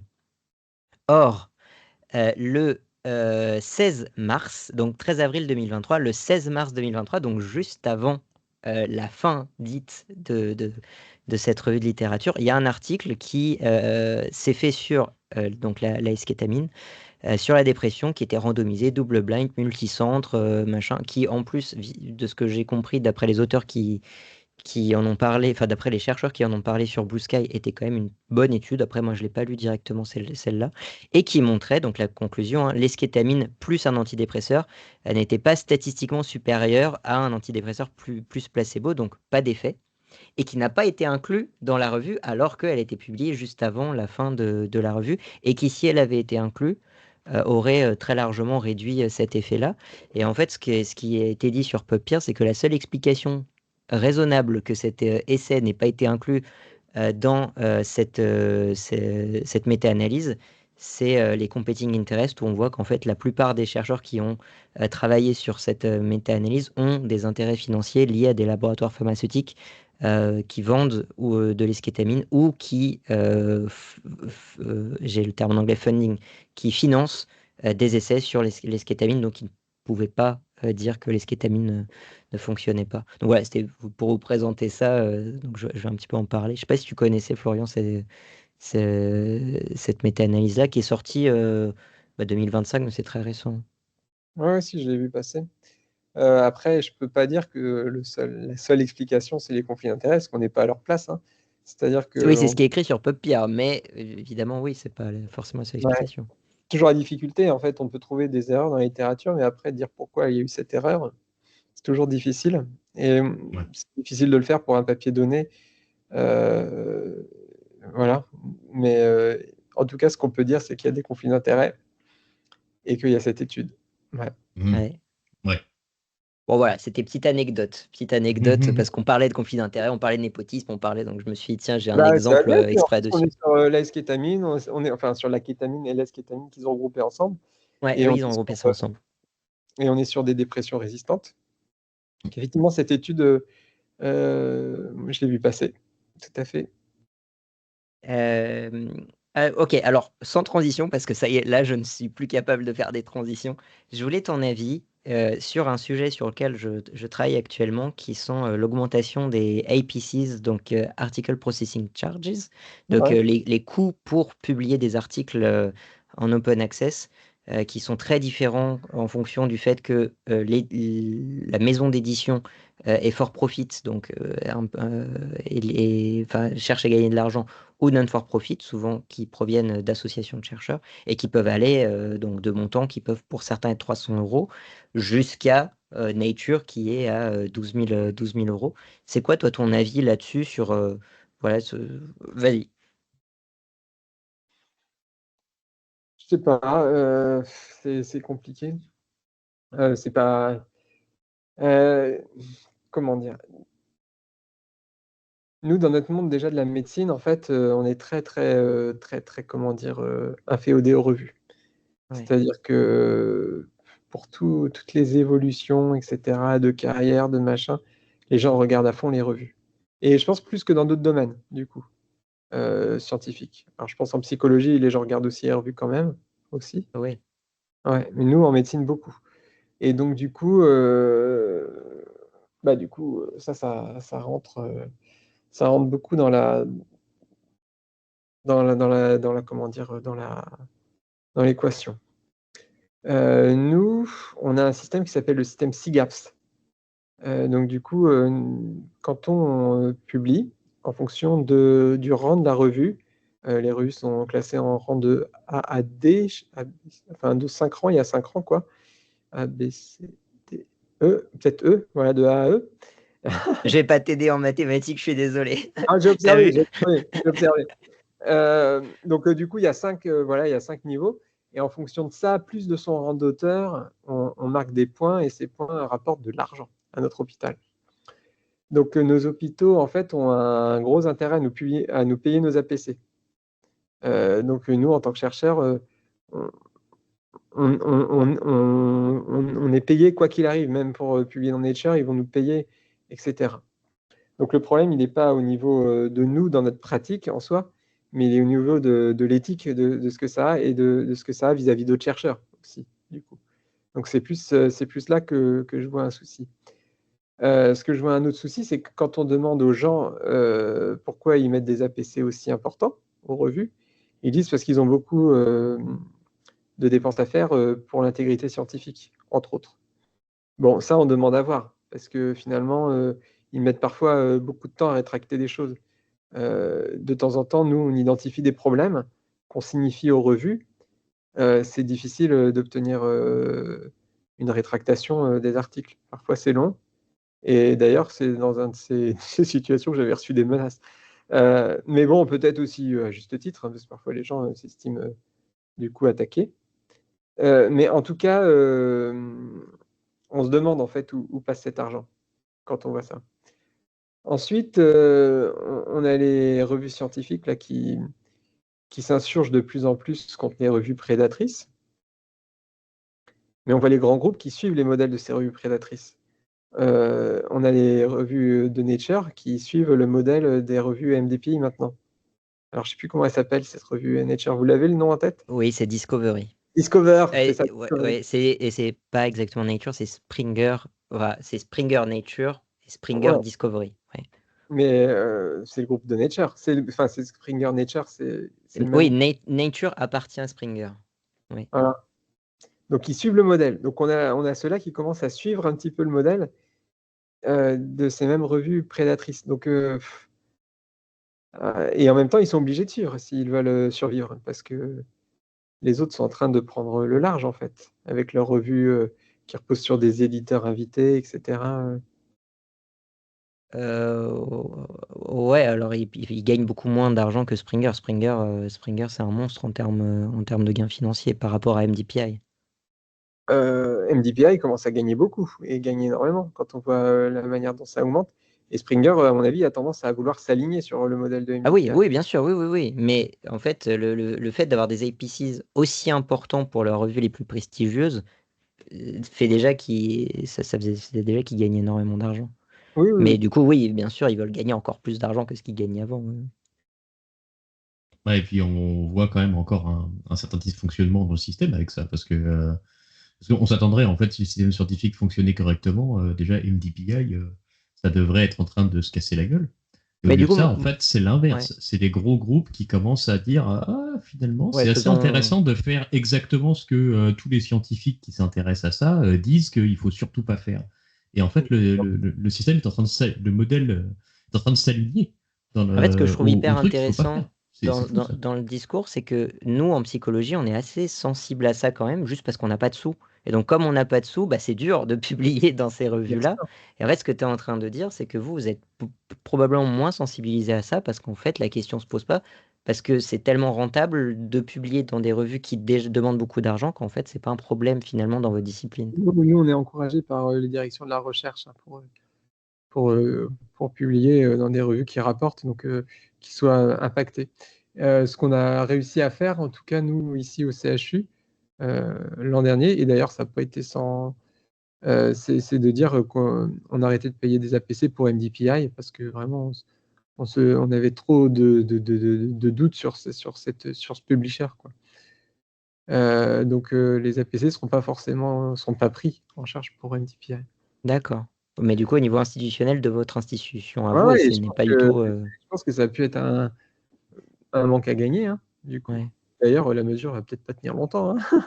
ouais. Du coup, on est incité, en fait, à partir du moment où ils ont des impact factors et qui sont classés, et ben, ça rapporte, en fait. Ouais. Et d'ailleurs, Didier Raoult, qui publiait dans ses propres journaux, rapportait à son institution. Il a même menacé de partir à la grève des publications pour faire valoir ses intérêts face à cette direction. Mais Ça qui dev- paye ça? Enfin, du coup, c'est l'agence de santé, c'est une agence de santé française? C'est quoi? Qui paye ces frais-là? ça peut être les hôpitaux qui payent ça. Donc, les D'accord. directions de la recherche des hôpitaux, ils payent un certain nombre d'APC.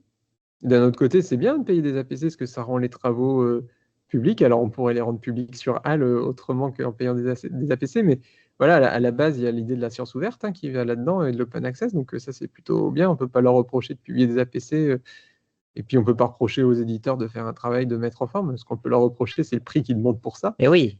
Et la justification sur l'intégrité qui ne suit pas tellement, en tout cas dans mon expérience, quand on était face à des vrais cas d'intégrité avec des données qui étaient à l'évidence falsifiées, en fait, on a eu des difficultés en fait, pour les faire rétracter, et ça a mis du temps. Et les seules manières de le faire de manière efficace, ça a été de rendre les choses publiques dans les journaux. Ouais. Parce que les éditeurs ont peur de pour leur réputation, et dans ce cas-là, ils sacrifient les papiers. C'est assez. J'ai l'impression que c'est ce que disent tous les investigateurs scientifiques en général. Il faut passer par la menace un peu de la réputation, en fait. Et les journalistes. En général. Ouais, pour que ça fonctionne. C'est encore un truc qui est un petit peu dingue, mais bon.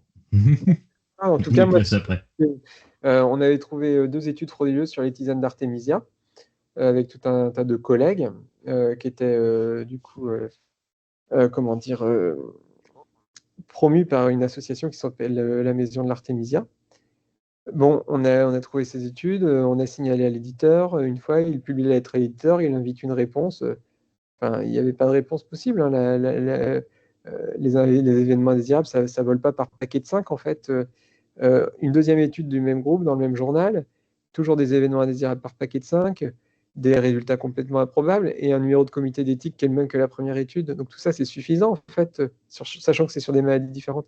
Non, alors du coup, on a demandé les données. Ce qui a été vraiment dingue, c'est qu'ils nous ont donné les données, les auteurs. Les données, en fait, montrent des gens, en fait, par paquet de 15 qui ont la même température pendant 10 jours de suite. On envoie ça à l'éditeur, ça devrait être suffisant. Non, en fait.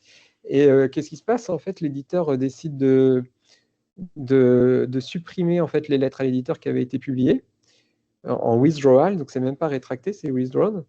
Et ensuite, du coup, on reçoit une mise en demeure des avocats de la maison de l'Artémisia, en fait. Enfin, en tout cas, pas nous, au sens nous, mais mon collègue André Gilibert, qui s'occupait de la situation, reçoit une mise en demeure. Et au final, rien ne se passe. Donc là, je rencontre Ivan Oransky de Retraction Watch, je lui demande, vous avez de l'expérience, vous pouvez me donner un avis? Il me dit, moi, je donne pas d'avis. Il me dit, je donne pas d'avis. Moi, ce que je fais, c'est que j'écris des articles de journaux et ça règle les problèmes. Donc voilà. Et ils ont fait un article et ça a réglé le problème. Les articles ont été rétractés.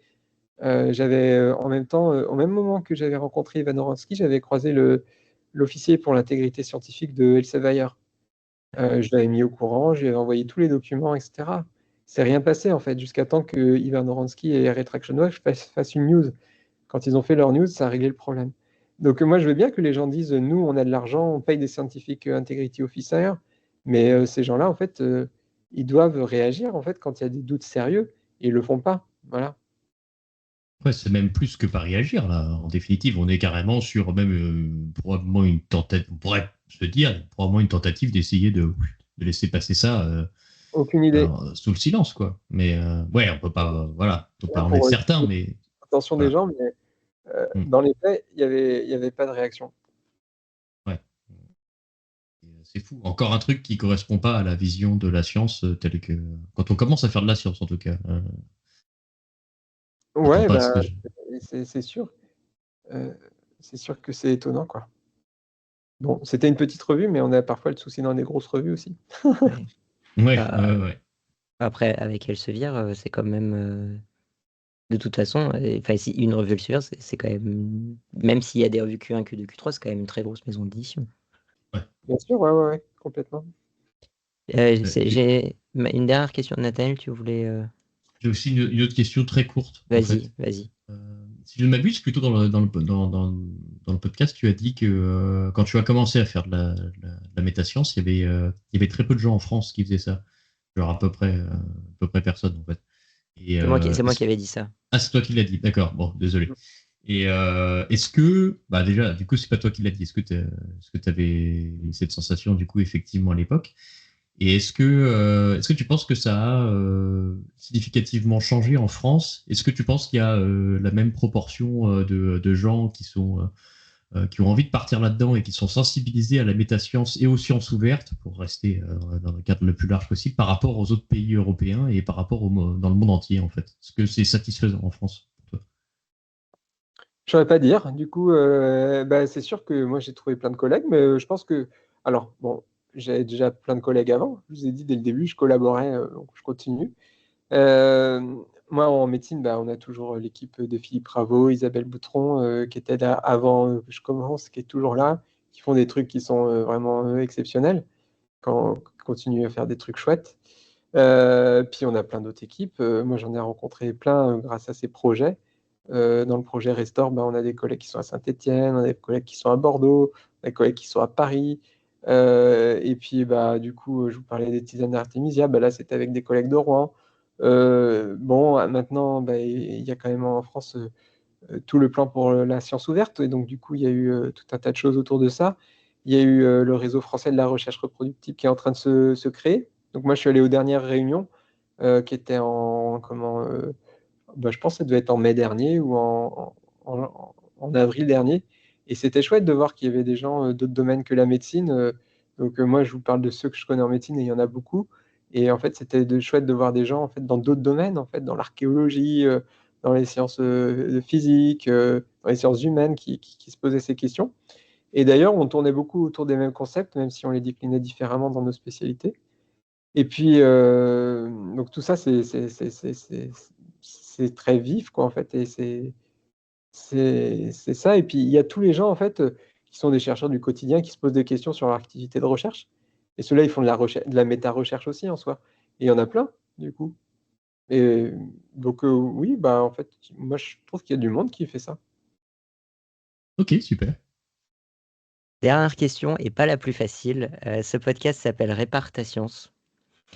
S'il y avait une seule action à faire, genre la première action à faire pour réparer la science, à ton avis, ça serait quoi? Moi, je ne pense pas que, en soi, la science, elle soit sans cesse à réparer. En fait, elle n'est pas cassée comme quelque chose de cassé. En fait, elle ne marche pas toujours de manière optimale et on peut essayer de l'améliorer petit à petit. Et en fait, avec le projet Osiris, là, on a fait un Delphi sur la reproductibilité et sur les checks qu'on pourrait faire pour voir si un papier est reproductible ou pas, comme ça, vu le nez, en fait. Et donc, on a fait un Delphi, c'est qu'on a fait venir plein de gens. Donc, ce ne sera pas que mon avis, ce sera l'avis d'une troupe de gens. Et ce qu'on se rend compte, c'est que tous les items qu'on a proposés, qui peuvent être des items qui soient liés au design, qui soient liés à la planification de l'étude, qui soient liés à l'analyse des résultats, qui soient liés à la dissémination, tous les items sont considérés comme étant importants par tout le monde. Donc, est-ce que je peux proposer un truc En gros, pas trop, quoi. Et le seul truc que moi j'aimais bien, c'était l'enregistrement a priori de la recherche.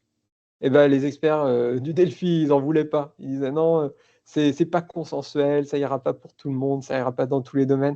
C'est-à-dire que même ce que je préfère, en fait, c'est pas ça qui va réparer la science au global, quoi. La science, elle est plurielle, elle est variée, elle est diverse. Les gens, ils ont des avis différents, des approches différentes. Et je sais pas si on a un seul truc qui fonctionnera. Donc en fait, on a plein de trucs, mais je suis pas sûr qu'il y ait besoin de réparer quoi que ce soit. J'aime beaucoup parce qu'on a commencé le podcast, tu as dit, moi, ce que j'aime dans la science, c'est travailler avec plein de gens. Et on finit le podcast et tu dis, voilà, l'avis, c'est un avis de plein de gens. Et je trouve que ça résume bien ton approche finalement de la science dans ce podcast. C'est ça, donc pour réparer la science, il faut travailler avec plein de gens. Ah, j'adore, très belle conclusion. Merci beaucoup Florian d'avoir été avec nous pour cet épisode de podcast. Et puis merci à Nathanaël d'avoir été avec nous aussi. Merci à Bah, vous deux. Merci beaucoup, avec plaisir. Moi, je vais aller l'écouter, du coup, en voiture. Ah bah là, il y a Voilà. quelques heures, il y a quelques heures. Et puis on se dit à bientôt pour un prochain épisode de Répare ta science.